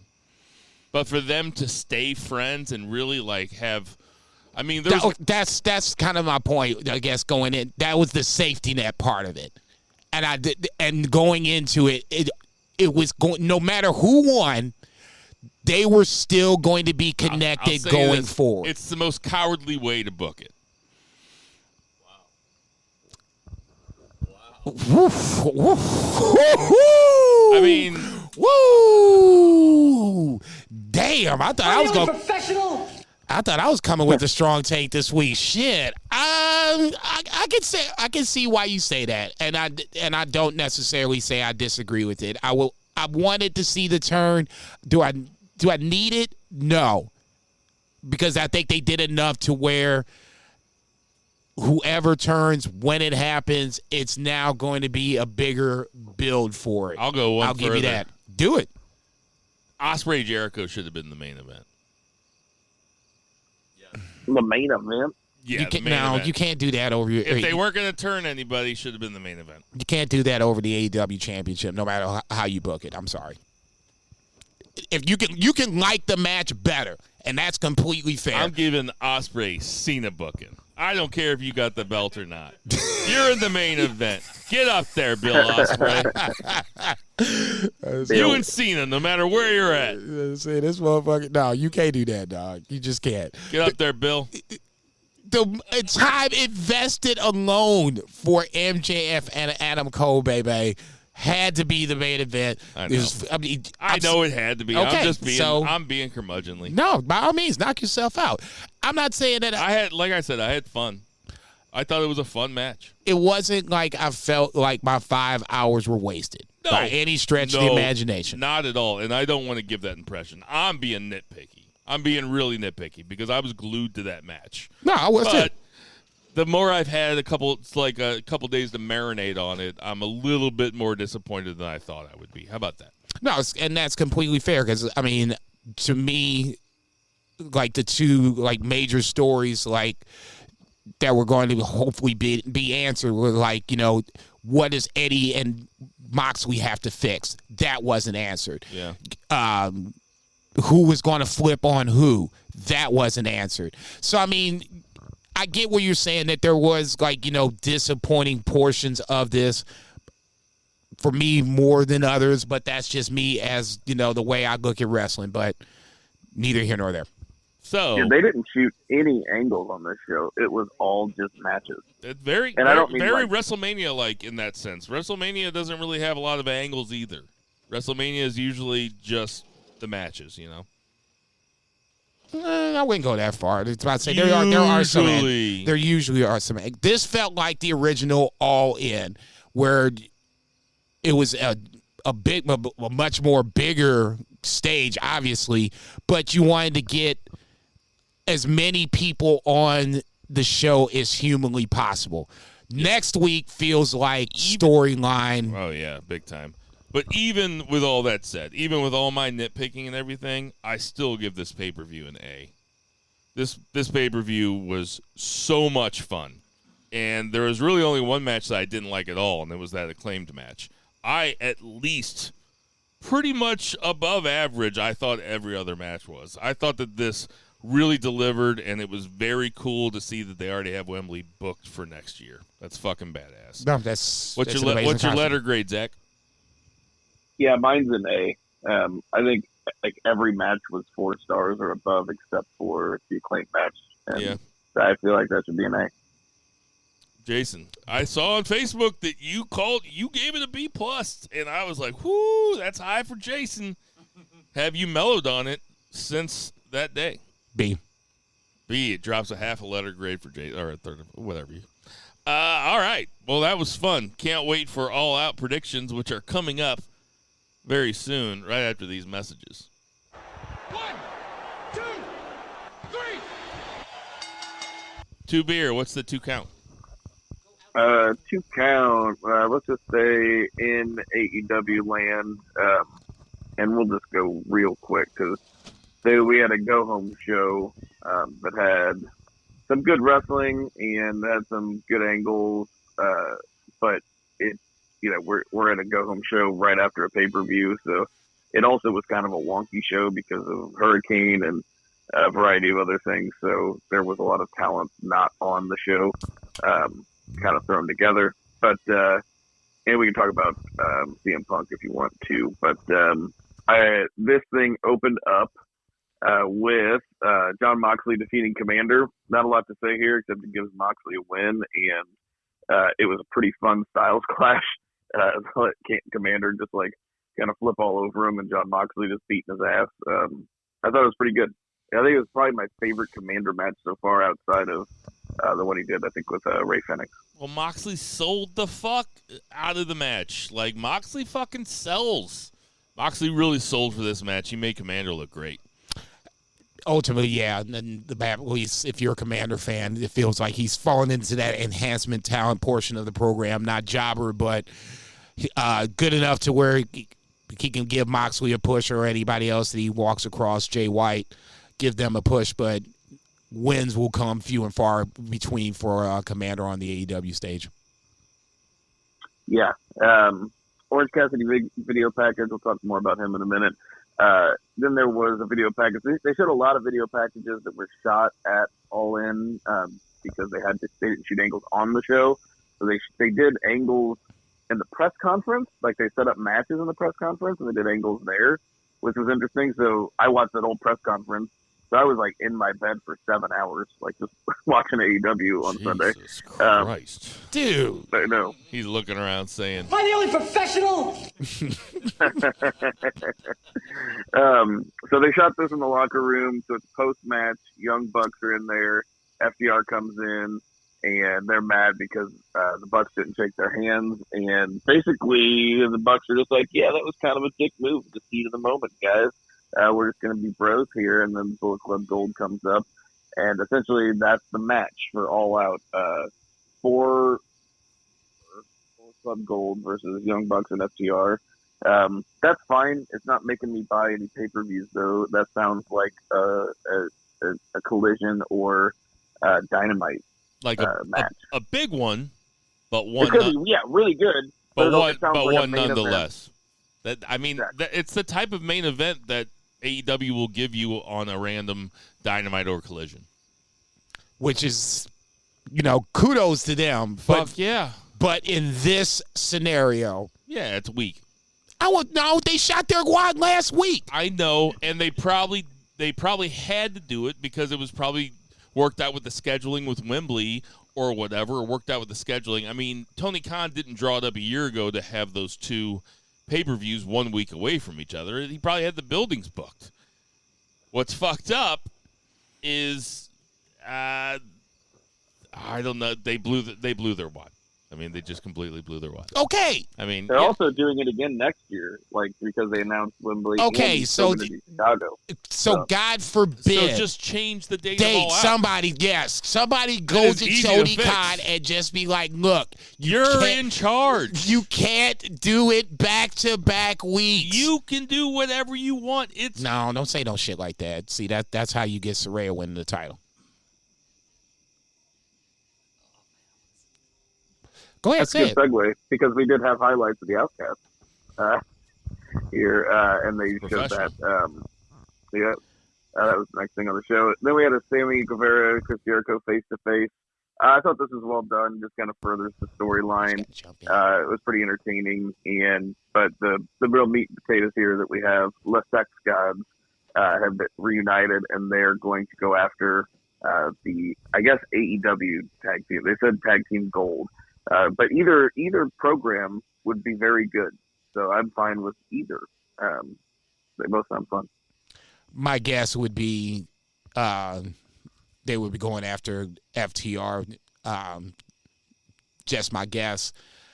I thought this was one of those where, especially with the Don Callis interaction with Sammy backstage, it's another, what's going to happen, who's going to turn on who, because clearly Jericho's not exactly over the fact that he lost to Ospreay, and it feels like he's kind of he threw Sammy underneath the bus a couple of times in that segment, and Sammy's just kind of like, okay, I'm giving up, my time with my pregnant wife, all this other stuff to get your back. So obviously, the split is on the horizon. For me, it's who's going to stab who in the back. Cool. I don't have much to say about that. I thought that I thought they were going to shotgun Guevara versus Jericho for All Out, and then they ended up not doing it. So it's like, okay, seemed kind of strange. Yeah, I'm into a Les Sex Gods run here. It's, just kind of you got 5 hours of TV every week, so you got to fill it up with something. Moxley promo, which was totally fine, typical Moxley promo, which is just to say that it was very good. Eddie Kingston beat Wheeler Yuta in a pretty quick but nice, fun, hard-hitting match to retain the New Japan Strong Openweight title. This allows Kingston to beat someone in the Blackpool Combat Club. That's pretty much Yuta's role, to be the guy that people can pin. And he does a good job at it. He's kind of the young boy of the group. And he just keeps getting forged and forged and forged. He's still forging.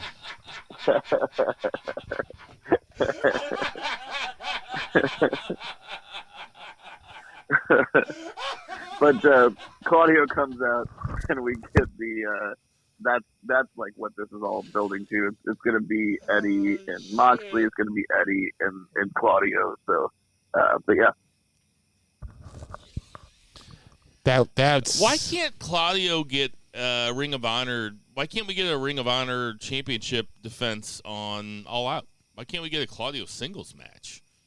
I think they're saving it for my guess is the Grand Slam in New York. I tell you what, they should have more Claudio singles matches on AEW and then slowly wean the crowd off it so they start going over and watching Honor Club. I mean, that would make the most sense to me if I was the booker. Let him book the territory. If my dad was a fucking billionaire. I was about to say, man, shit. And Theta over there clouded for a year and a half. I ain't heard shit about her ass in AEW. I was like, all right, man, that makes all the sense in the world. Go ahead, girl. Do your thing. 500 damn days. We had another video package. This was MJF and Adam Cole in the back. This is pretty much exactly what MJF said in the conference. He said he was going to Paris, going to eat a baguette, bang some rats, and take the week off, and let's shoot what he did. So looks like no MJF on All Out. I almost recorded what MJF said there so I could play it because, man, it was funny. It was really funny. I watched it like 4 times. All he's doing is just making... It's quite the monologue. dude, he is just making himself so much money. That And I marked out at Bang Some Rats. how could you not? Marked out. How could you not? God damn, If- that was funny. It's what you would do if you were in the MJF spot in a kayfabe style portion of your life. Yeah, I just but had I had a hard ass match. just I'm don't not hear fucking language with you. like that. Shit. No, yeah, you do. You just don't. I mean, I was like, whoa, That's that is hilarious. yeah, Cena's not going to say that. And that's why I love the fact that MJF is saying it. And my point ultimately is the bag he's going to get from whoever it is going to be tremendous. Yeah. He is just making himself so much money on this Adam Cole run. It's his best work he's done so far in AEW. Are you giving him permission to take the week off? He's already Yeah, got it. man, He's already got it. go. Shit. Bang Your right dad for ain't a me. billionaire either. He already got the permission. I was say, just fly on over there, walk on over there and bang one of them rats, man. Shit, knock yourself out. If you guys haven't watched that press conference, the very first thing is MJF and Adam Cole, and just Tony Khan's face, like whenever somebody asked MJF like if what he was nervous about with the match, and he's like, well, it's like the main thing I was nervous about is like all you Brits have such fucked up teeth, and he's like, I thought 80,000 people with like the worst breath on the planet was just gonna be so bad. He's like, it turns out like the breath wasn't that bad. He's like, your teeth still really fucked up, but it's like the breath. It was like, and like Tony Khan's just sitting there like, Jesus Christ. And the guy that asked it is from the BBC. Like, it wasn't like, you know, Nick Housen. Jesus Christ. That's great. Oh my God. Oh, so good. The king watches that. Exactly. Oh man. So we had Renee Paquette with Sammy Guevara, interrupted by Don Callis. This kind of furthers that storyline. Maybe we have a swerve and Sammy is the one that actually ends up in the Callis family. That'd be an interesting scenario. I'm totally seeing that happening. It's, to me, once they did that, I was like, oh, now we're talking. I don't know. Turning Sammy, I don't know. Turning Sammy heel again. It's like neither of these guys have left heel territory yet. Actually, I don't know. I was about to say Sammy hit fucking Will Ospreay with the bat. Yeah, I know. You're right. Yeah, that's some heel shit. Yeah. Then we had a pretty long segment, story time with Adam Cole. He comes out, gets interrupted by Roddy and the Kingdom. We got some history with those guys. So for people that like are not hyper nerds and don't listen to or host wrestling podcasts, you know, just knowing about the history of the Kingdom and Adam Cole, I thought that was necessary. But this was a lot of talking on a show that had a lot of talking. So we'll say that. Who's ready for story time with Jobbenheimer, baby? Me. Tell me, Jobbenheimer, tell us a story. I hate it when he says, who's ready for story time with Adam Cole, baby? I hate it so much. God, I hate it. I hate the way he says it. I love it. I say, man, tell us a story, motherfucker. Yeah, this segment was all right. I hope we're not moving towards a Roderick Strong MJF match. I don't think we. That'd be interesting. I think it'd A be. grand slam. The only reason it'd be interesting because you put Adam Cole in the middle. That's and I can totally see that happening. I'll tell you what, if Tony Khan makes a special guest referee or something, I'm going to not like it. He does not Special enforcer. Yeah, he does not need to be the special enforcer. He just needs to be. Vince would make him the special guest referee. Totally. Was spotted in London with his neck brace on, like at the airport and shit. That's very funny to me. Good. I heard that he wrestled at PWG recently, and he went to the ring with his neck brace on, took it off, wrestled the match, and got out of the ring and put the neck brace back on. That's pro wrestling, baby.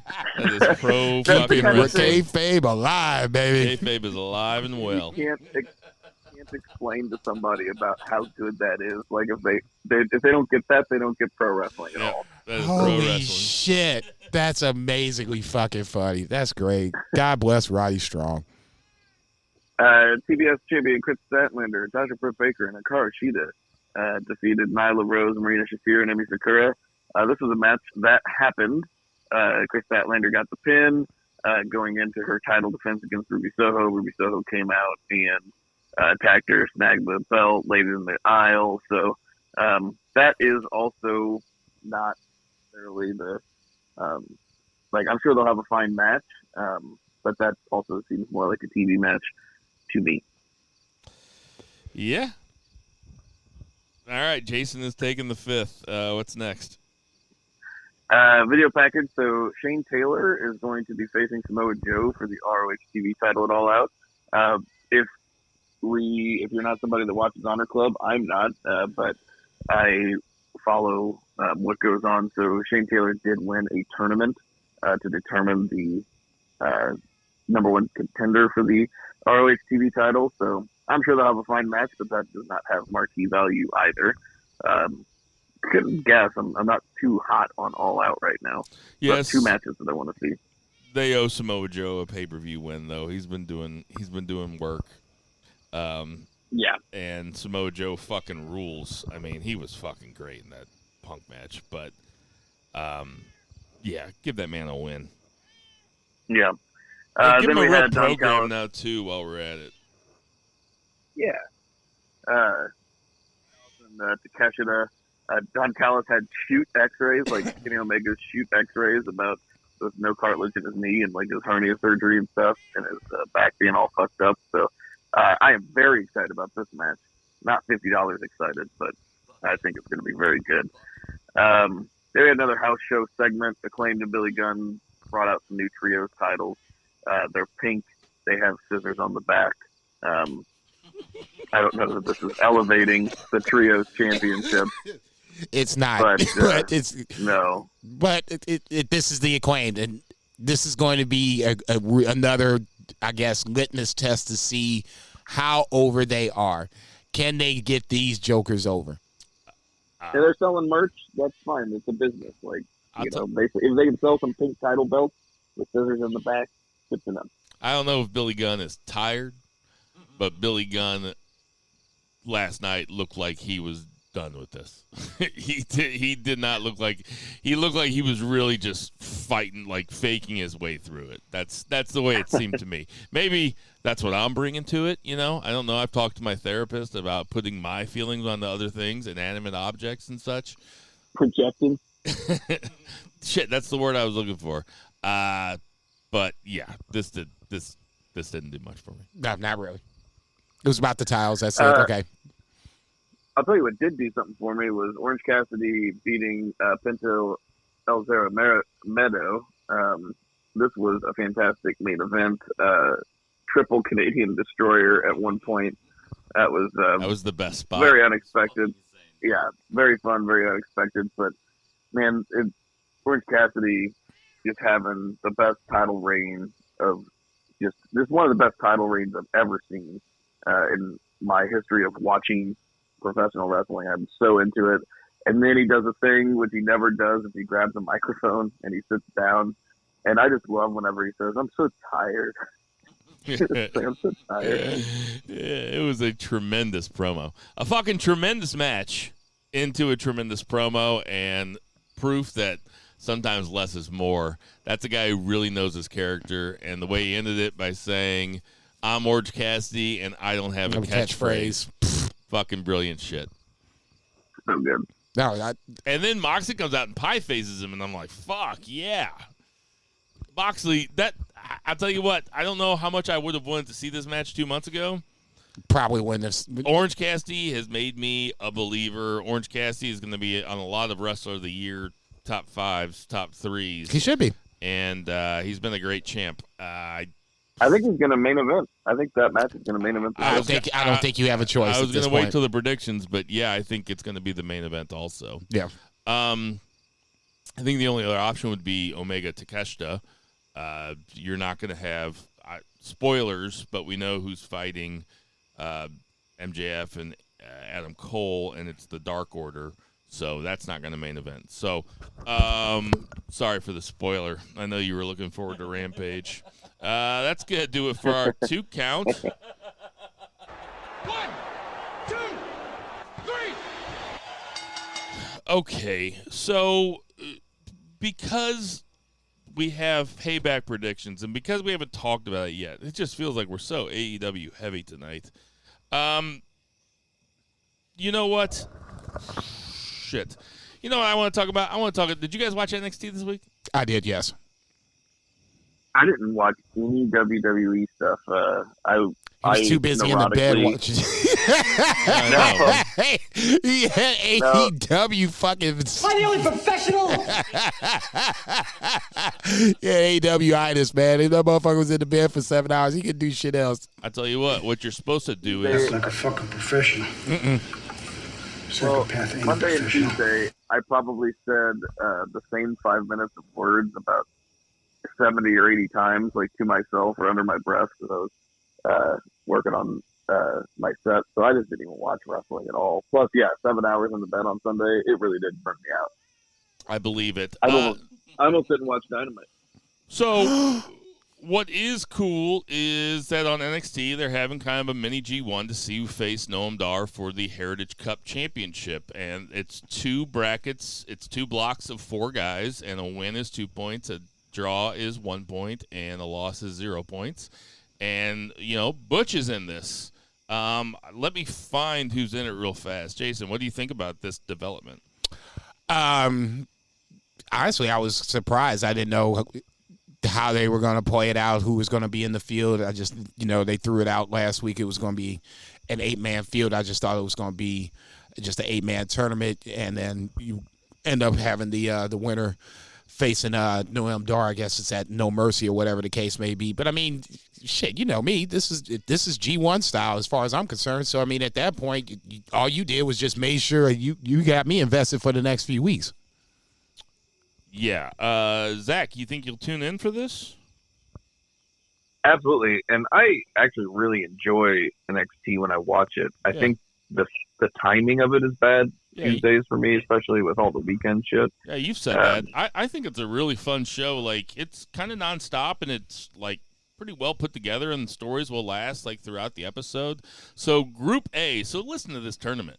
Group A is Axiom, Tyler Bate, Charlie Dempsey, a.k.a. William Regal's kid, and he is. He's William Regal's kid. I know. And Butch. And Group B is Duke Hudson, Joe Coffey, Akira Tozawa, and Nathan Frazier. So that's a pretty good 8 guys, and they got Akira Tozawa in there, which I think is really cool because the guy probably hasn't got to wrestle on TV like an actual match in so long.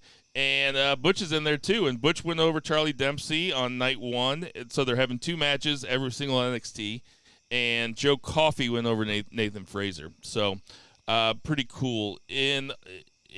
Also, when it ended, it looks like we're going to get Carmelo Hayes, Ilya Dragunov 2. Carmelo Hayes is pissed off because Trick Williams helped him in the first match, and he believes that taints his title run, and he wants to do it. Did he help him? He wants to do it without Trick Williams, which I think is a pretty, I like that level of detail in that.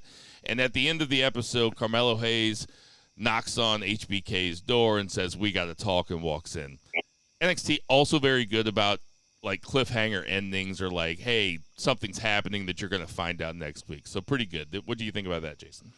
I think we're missing Wesley a little bit. I know he said he was going to take a little sabbatical, but I wouldn't be surprised to see a triple threat of some sort going down the line. You do have time because they're building up to this No Mercy pay-per-view. So it looks immediately like Dragunov Mello 2. I wouldn't be surprised if Wesley got into this mix. But if it's singles, I'm good with it. Is it a triple threat? I'm good with that, too. He's going to be the guest referee.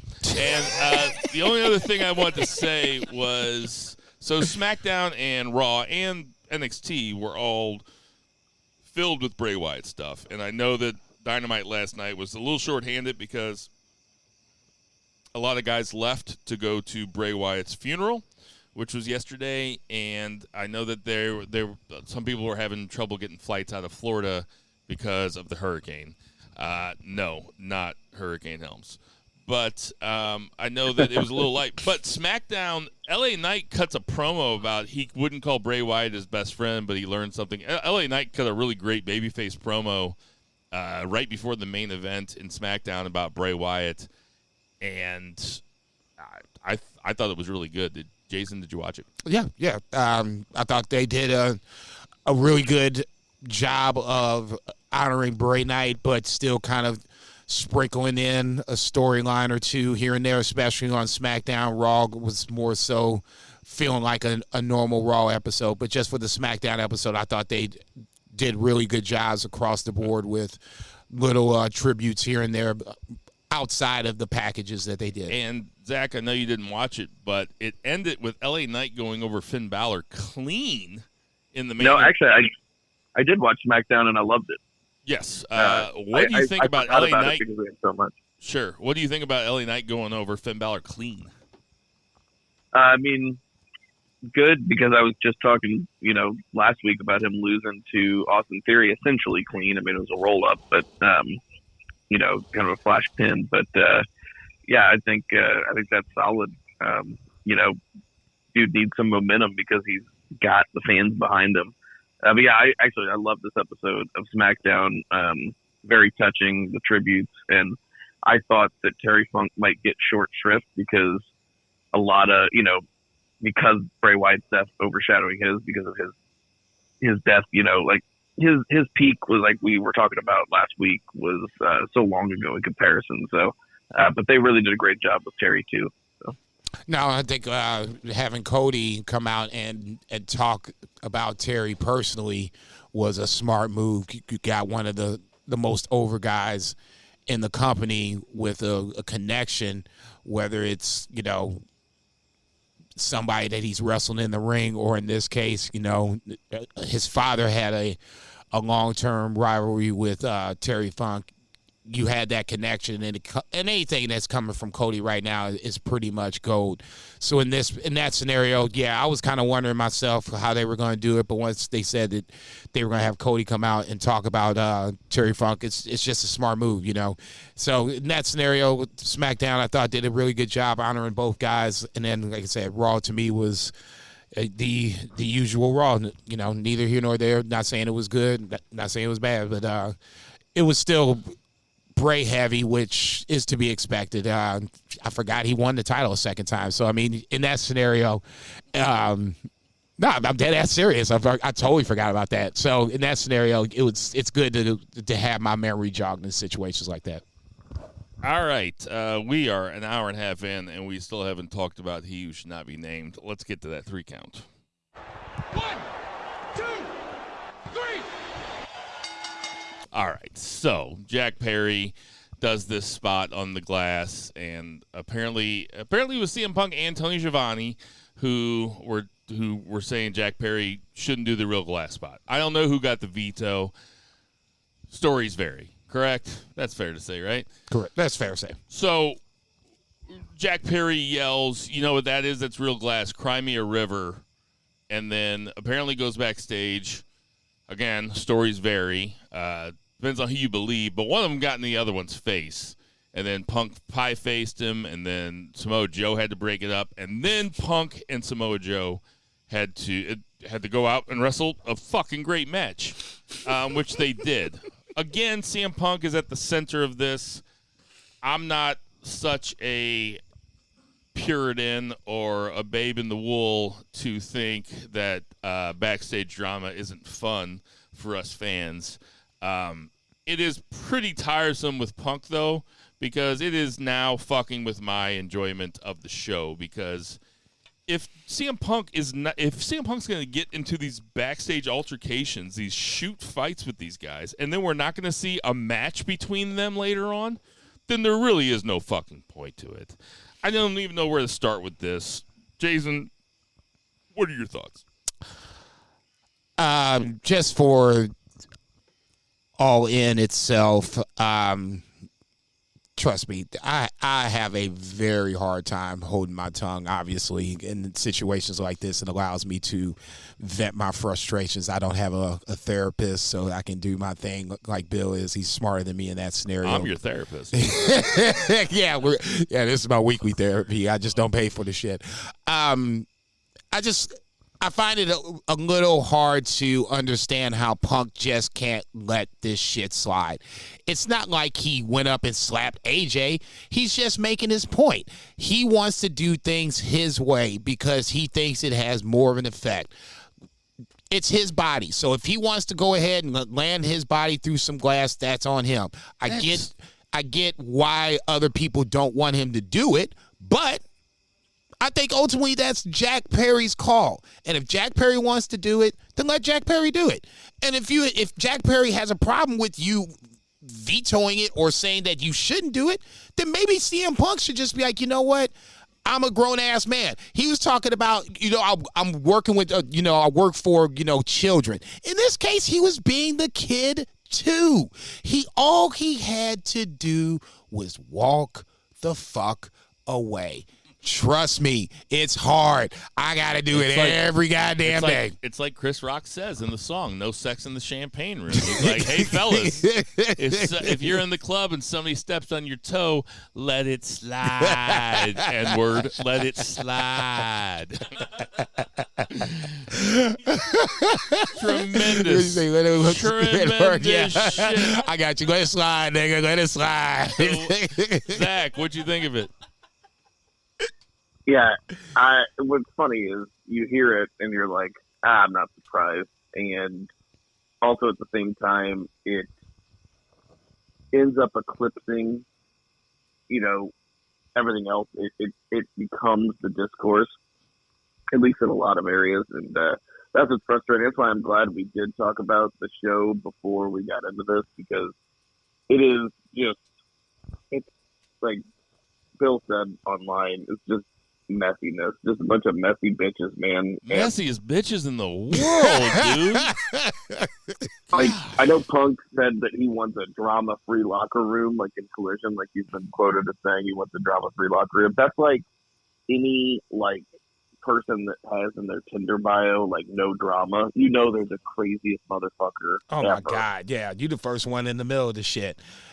I don't know if the Miro, and altercation is a thing or not. That's, another story that has varying reports.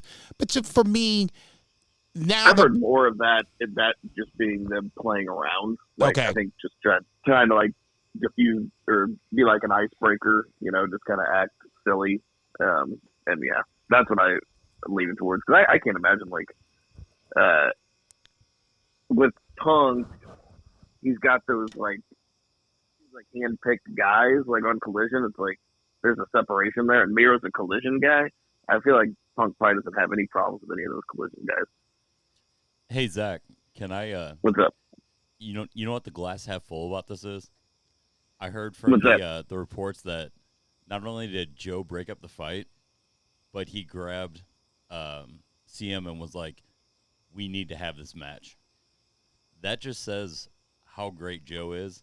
That not only does he break this shit up, but he's like, "This is my spot. We're gonna have this fucking match. Get the fuck out there." And that's the kind of leadership that CM Punk should be, but he's too big of a fucking coward to be. Yeah, Joe should be the Collision locker room leader. You're right, because I did hear that exact same thing or read the exact same thing. And, Samoa Joe is a goddamn treasure. And also, if of all, there are a lot of large men in a professional wrestling locker room, but, out of, anybody in WWE almost, if Samoa Joe, told me to calm down, I'd be like, yep, okay, I'm walking away. Guys, I just got to tell you right now, I haven't even scratched the surface about how much fucking shit I want to talk about this. I'm so fucking pissed off. Go. It's so fucking stupid. Listen, people are like, all these CM Punk apologists are like, well, it's really the fault of whoever leaked that story back there. It just sounds worse because shit's getting leaked. It's like, this shit never gets leaked about Jericho. You never hear shit about Samoa Joe getting in backstage altercations with everybody. You never hear about MJF or Adam Cole or fucking Big Bill back there starting a bunch of shit. The only person that you ever hear about starting shit is fucking CM Punk. Wow. I mean, he acts like he's like part of this new masculinity thing. He's like, he's very fucking, he's liberal and shit, right? Like he's like trans lives matter, black lives matter. He's part of this new masculinity. But then when somebody talks a little bit of shit to him in the camera and nobody knows what the fuck Jack Perry's talking about, that's what he takes huge offense to and has to get in a fist fight backstage because of it. Because Jack Perry didn't barely do fucking anything. He said, "Cry me a river." CM Punk should be big enough to fucking laugh that off and be like, that's a kid who's got a lot of fucking testosterone that's just healing off, and he's in the heat of a moment in front of 80,000 people, and he's fucking jacked up, and he's fucking excited, and he's healing off. So you got to start a fight and say, do we have a problem with that? You fucking pussy. And you know what? You also do this shit where you wait until Hangman Page isn't even in the building, and then you cut a promo on him after the fucking show is off the air in front of 18,000 people. You cut a fucking huge scathing promo on Hangman Page when he's not there, and you guys aren't even in the program. But Jack Perry says something to your face, and you got a problem with it? Fuck you, Punk. God damn, what a fucking baby. And you're in a workplace. And the biggest, well, I wouldn't say the biggest problem, but part of the reason why All Out feels like an afterthought is because Ricky Starks and CM Punk probably should be on this card for the Real World Heavyweight Championship in some form or fashion. Instead, you have Ricky Starks and Ricky Steamboat. Spoiler alert on my end. In that scenario, he's not only did he make himself almost feel bigger than the event himself. He's a part of it, whether he wants to be or not. But now he's a part of it in a negative way. And now he's fucked up the next show a week later. I guess what I'm trying to say with his outward appearance about being very sensitive to fucking liberal issues, but really he acts like he's fucking Ox from Saved by the Bell. Like he has to fight everybody like he's too dumb to like calm down. Like I thought you're this sensitive dude. And goddamn, I am a sensitive dude. But God, I'm not out there fucking starting fights with everybody that it's nothing. It's nothing. What a fucking idiot. Thinnest skin, because that I hadn't even thought about it, but you made that perfect connection. Both of the things, the Adam Page and the Jungle Boy, regardless of what they said, it was cryptic. Like the majority of people have no idea what they're even talking about, or that it's even in reference to something he either did or didn't do, and he just cannot handle that. He can't handle like any kind of criticism. He's like, I don't care what you think about me. He obviously cares. He's also the first one to run to the dirt sheet, because like Nick Hausman's like the one that's leaking all this shit, and he's like, when Nick Hausman says we've learned, that just means CM Punk texted me and told me. Like that's all that means. Dude, if you don't get along with your best friend, that he was your best friend for 20 years and now he doesn't get along with you, maybe he knows something that the rest of us should. I mean, I know that we've talked about this before, but he learned no lessons. I think Punk thinks he feels like he's untouchable, and the way he acts makes it reinforced. You know, if you're worried about your job and job security, you're going to make sure you kind of toe the line. You might get pissed off about some things. You might say some shit, you know, behind your breath, you know, the boss leaves after you chewing your ass out, you know, be like, man, fuck you, motherfucker. You know, you go about your business.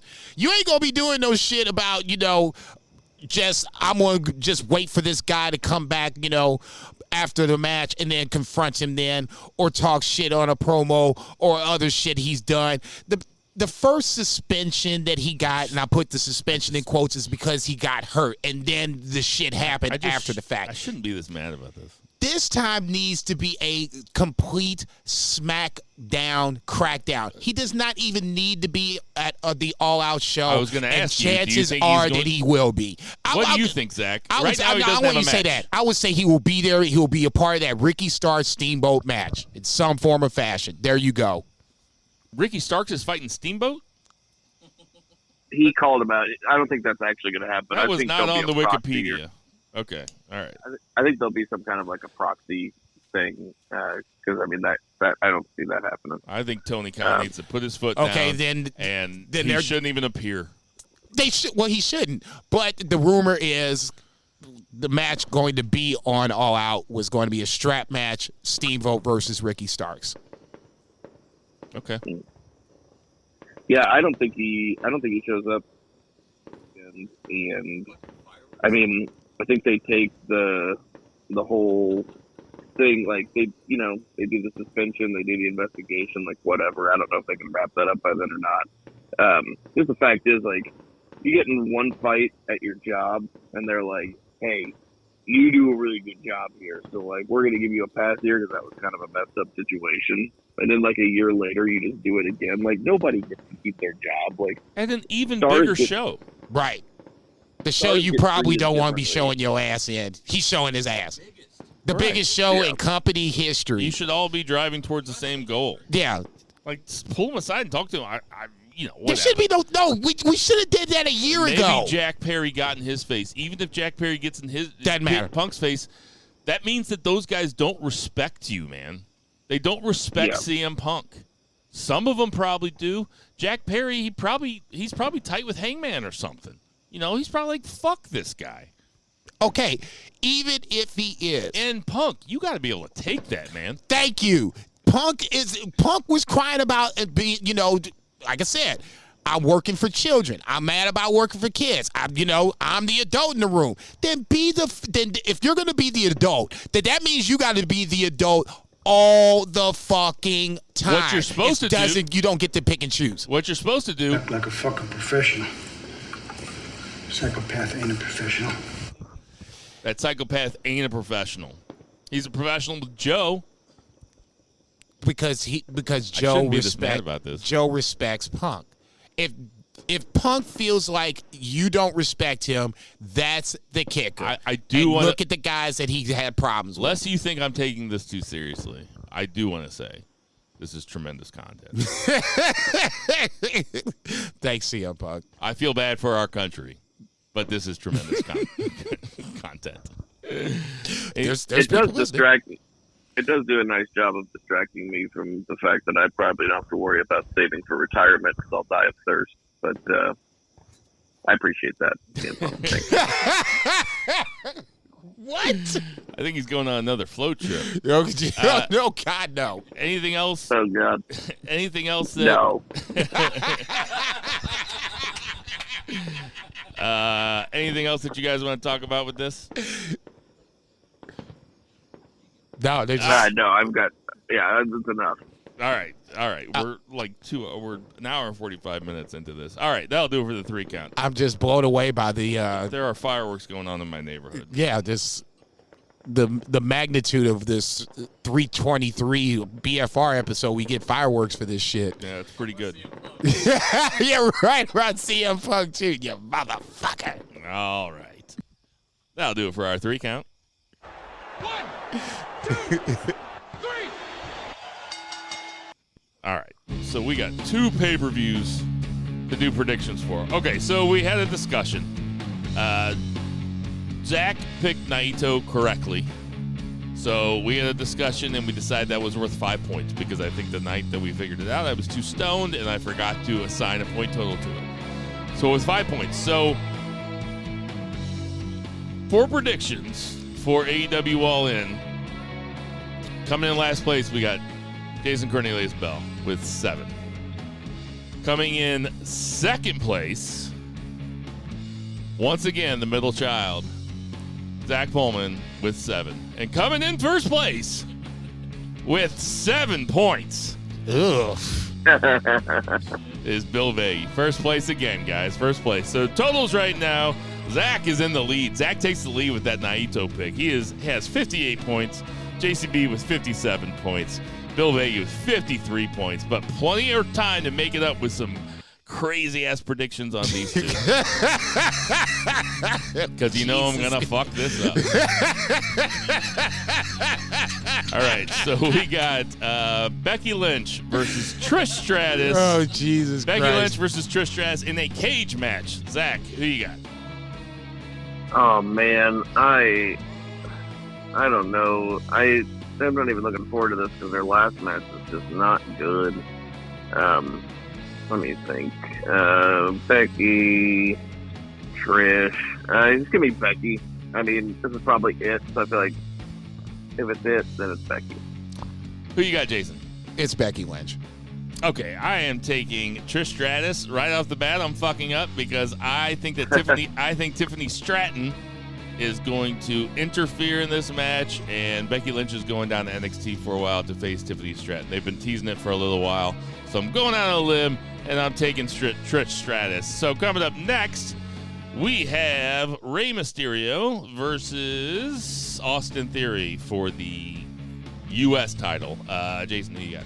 I'm going to take Ray to retain. I know LA Knight is on the horizon. I wouldn't be surprised to see, and I'm somehow tying this into Santos Escobar turning on Ray at some point, helping LA Knight to win the title, but that's another story for another time. Rey Mysterio wins this match. Yeah, I think the Santos Ray thing is going to happen sometime in the very near future.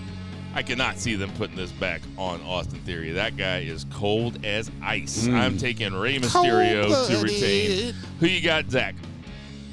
Yeah, it's Ray. All right. And we have LA Knight versus The Miz. I'll go first. This is can they delay this any longer? I would be impressed if they did, but I don't trust them to. I'm taking LA Knight. Who you got, Jason? Yeah, the LA Knight booking does not always inspire confidence. It's The Miz. Miz should be able to take this L. It should feel like it's slam dunk. It doesn't. It feels more like a layup or more of like a mid-range jumper. But I'm going to go ahead and pull the trigger. I'm going to say LA Knight wins the match. Zach, who you got? Yep, LA Knight. Miz does not win singles matches. Or any matches. It's totally fine. Look, he won the title, goddammit. Next up, we have RR versus RR is what I have written down. I don't know. Rhea Ripley versus Raquel Rodriguez. Yeah, but I don't know which one is which. I don't know if the first one is Rhea Ripley or the I would say second that one. Raquel should be the first one because she's the challenger. We'll let Zach go first. Who you got?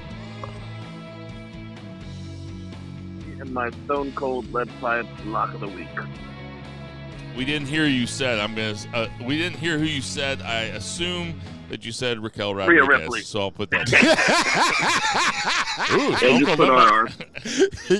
Yeah, just cover the bases. I am taking Rhea Ripley also, and that is also my Stone Cold Lead Pipe of the lock of the week. Jason, Ditto.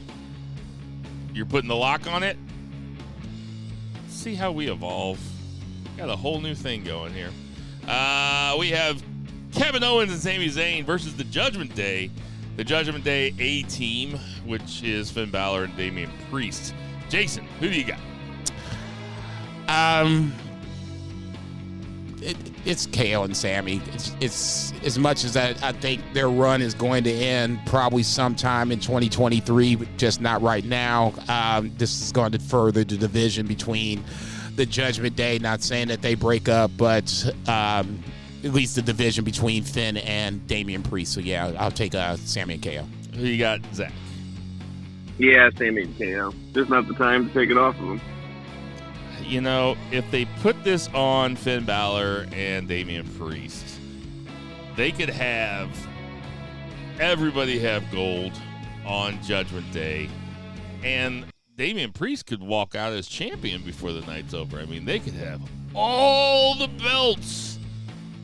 I don't see him doing that. I'm taking KO and Sammy. Sorry, that's boring. And then finally, we have Seth Rollins versus Shinsuke Nakamura in what I have to say has been a very good 3-week build. I want to see this match. They've made me believe that Shinsuke Nakamura can win this match. There's no way I'm making that bet, though. I'm taking Seth Rollins. Jason, who you got? I ain't going as far as to say they made me believe that Shinsuke is going to win the match, but they made me at least want to see the match itself. So in that scenario, I will agree with you to a certain degree, but once again, not the time for Seth Rollins, at least in my mind, to drop the title. Not the right person. Nakamura does some damage to break down Seth Rollins for him ultimately to cough up the title, but this ain't the time. Zach. Yeah, this is going to be a good match, and they've done a good job, like you said, with a short build, but it's Rollins. This actually kind of reminds me of a pay-per-view. Like, remember whenever they were doing, when we kind of first started the podcast, there was a pay-per-view every 2 weeks. Yeah. It was like a Raw one and then a SmackDown one, and it was like 3 to 4 week builds for each one. That's kind of what this feels like. I agree. So, man, that is a boring-looking board. The only difference that any of us have is I have Trish Stratus, and we know that's going to be wrong. So, you guys are probably I think it's going to be a fine show, but like I'm going camping this weekend, and like I don't care that I'm not going to watch it live at all. Like I'm look forward to watching it when I get back. Okay, like, now you see. Okay. Now you see how you just did us right there, right? Okay, I'm going camping this weekend. This motherfucker gonna get some money. You gonna talk about he's gonna be here 2 weeks, 2 times a week? Give me a fucking break. That motherfucker going all camping's free, dude. Fair enough. Do it every day. Okay, thank you. We gonna have to find some way to get some Wi-Fi out to this motherfucker in some form or fashion. Give me a break. Zach, I'm going to a wedding that you were invited to also. Thanks for showing up. He's got no boys out there. Nope. I don't even know who's going. I'm not even sending a gift. Ooh. Cold-blooded. You know Joey listens to this, don't you? And 1 week after All In, we have All Out. 9 matches, count them, 9 matches on the card. We're going to start at the... 9 times? We got Luchasaurus versus Darby Allin for the TNT title. Who you got, Zach? Luchasaurus. We got to keep this Christian Cage thing going. I am taking Darby Allin. Darby, don't lose. Who you got, Jason? I'm so fucking torn right here. It's just I hate the fact that they're even doing this goddamn match. Heart says Lucha. Mine says Darby. I'm picking mine on this one. I'm taking Darby Allin. Coming up next, we have Miro versus Hobbs. Jason, who you got? This is going to be a banger, dude. Yeah, I see you over there, man. This is going to be one of the few matches that I'm looking forward to for sure. Once again, I'm torn. I like both guys. I think Miro has to get some sort of push, but Hobbs needs one too. I'm going to take Miro. It just feels like he should win this match. Sorry, who'd you take in the last one? Luchasaurus or Darby Allin? I took Darby Allin. Okay. So Miro versus Hobbs. I'm going to take Miro.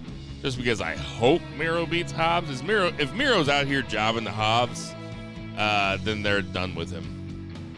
The loser of this match is not necessarily a loser, but it's... But Miro's quite a bit older than Hobbs. I'm not disagreeing with that. Now, that's why I'm like, I really think this should be a Miro spot, but it's going to be big mini men slapping meat. I know that for a fact. Who you got, Zach? I think Hobbs is on the way up.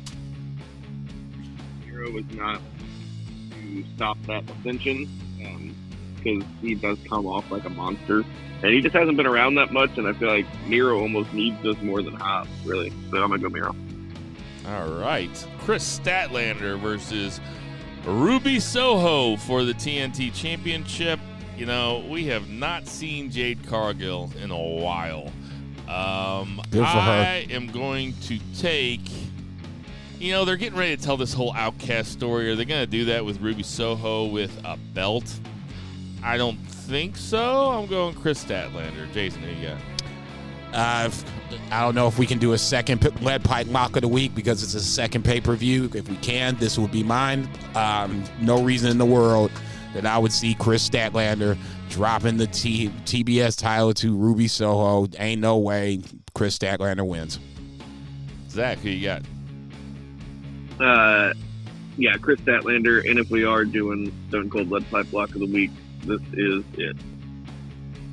That is surprising. I never would have thought of putting a lock on this. You guys are Statlander marks. You are Statlander mark. No, I'm not actually. I think that she's taking the. He's like, no, I'm not. I hate her. I don't hate her. No, I don't. I just think that she's taking the Jade. They're doing the same thing that they did with Jade with Chris Statlander. Same opponents, same dominance. I get it, but to me, there's nothing that Chris Statlander hasn't done that Jade hasn't already done. That's all I'm saying. To me, this is no different. Ruby Soho is just the next in line for her to beat until we figure out the next hot person that they bring in. If they get Mercedes Moné next week, if they get Mariah May the week afterwards, might be the ones to maybe beat Chris Statlander. I thought maybe Tyra Valkyrie might be the one, but Tyra Valkyrie's on Rampage now, so you make the call. Mariah May would be an interesting gift. She would be, but once again, the booking always fears me. So, yeah, great talent, just not necessarily something that I would be excited to see under the AEW umbrella right now.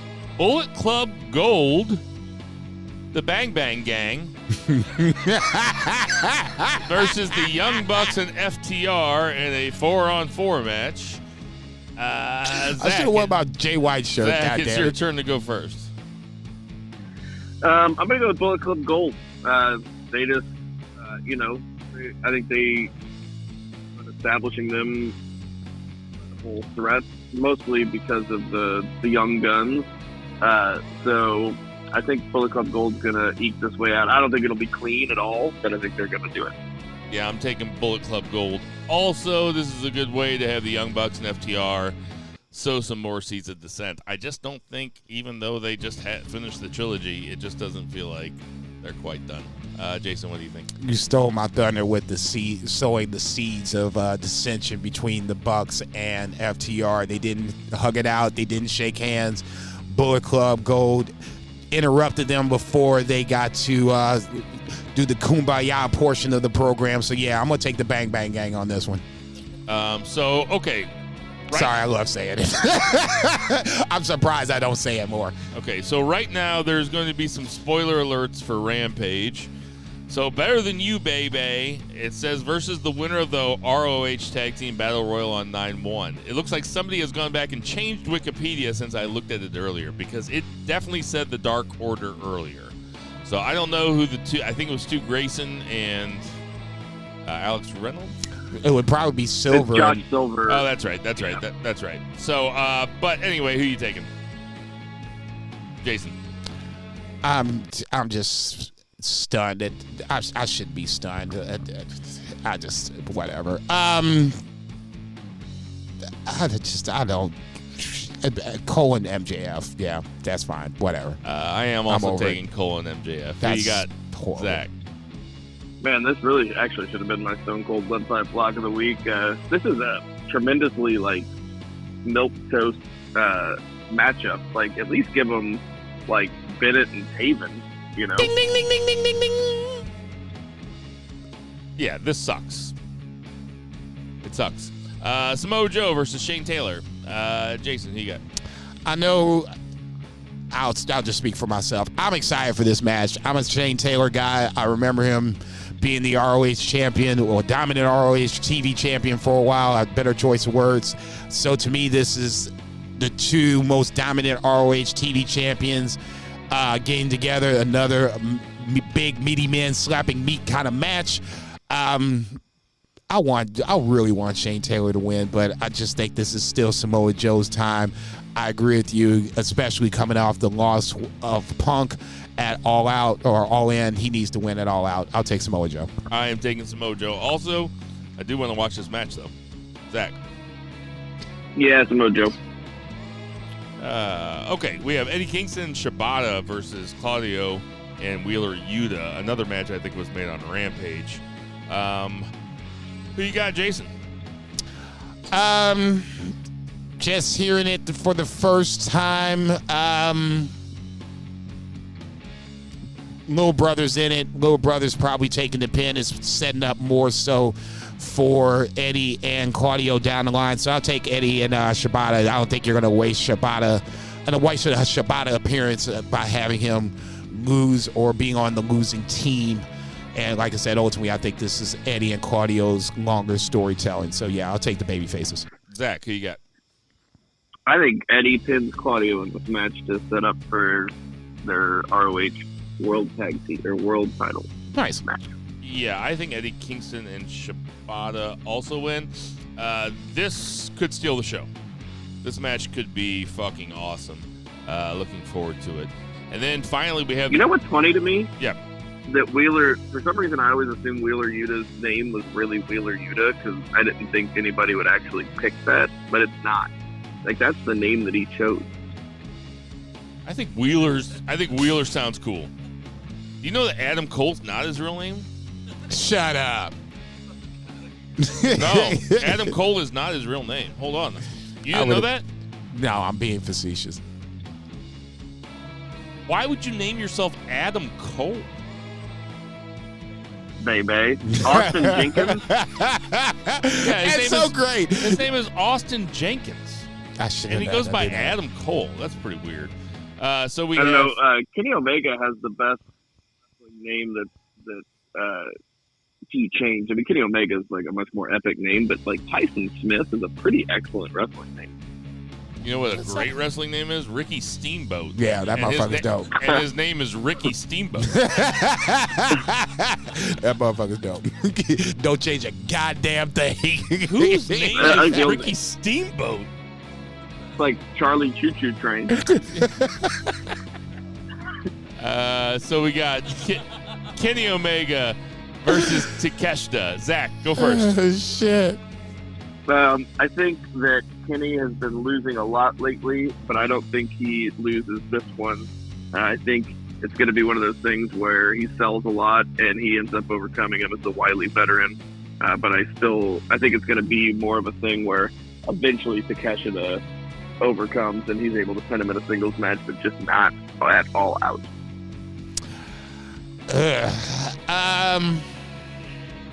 Man. Once again, torn between two lovers. I'll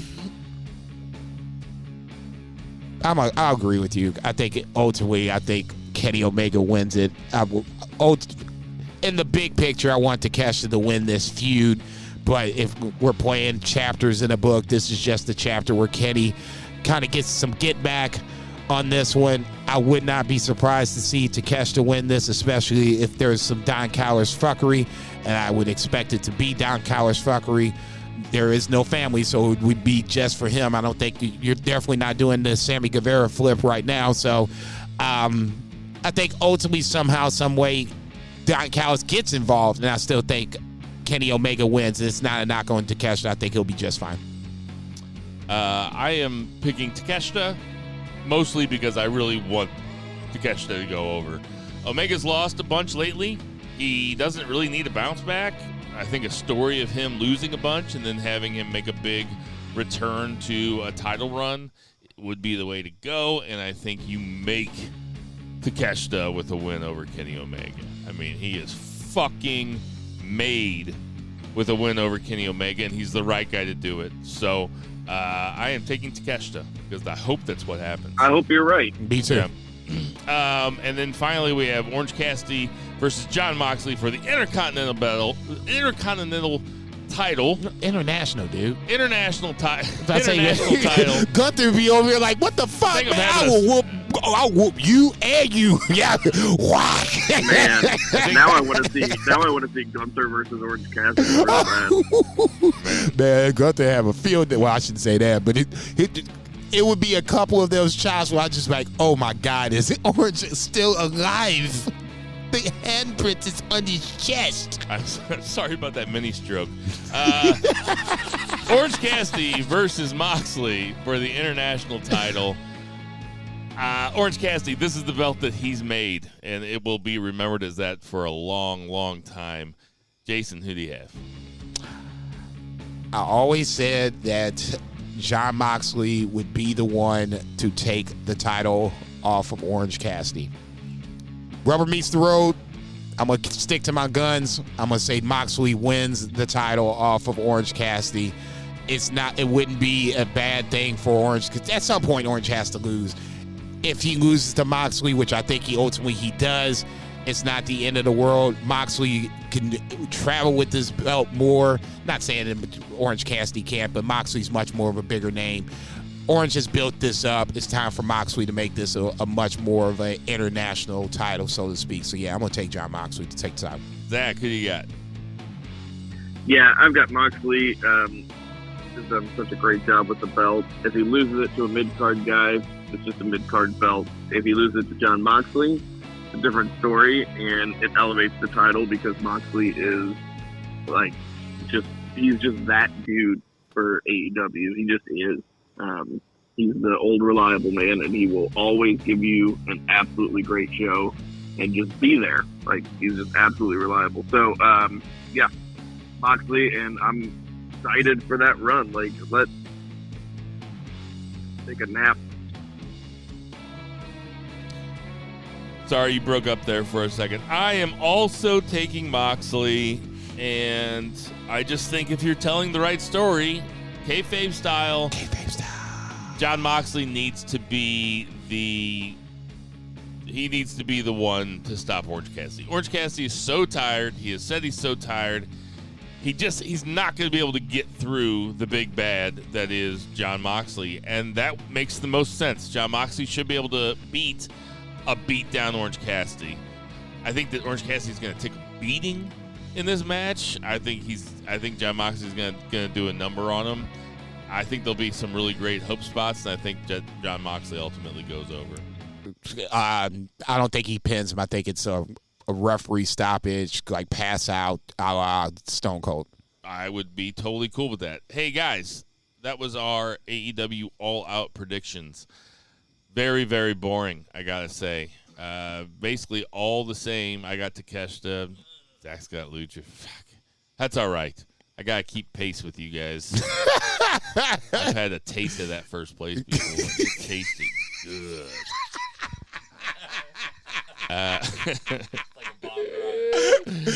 Hey, everybody, we got some birthdays this week. We got Jeff Hardy is 46. Mickey James is 44. Athena is 35. Bam Bam Bigelow, 62. R.I.P. Canadian.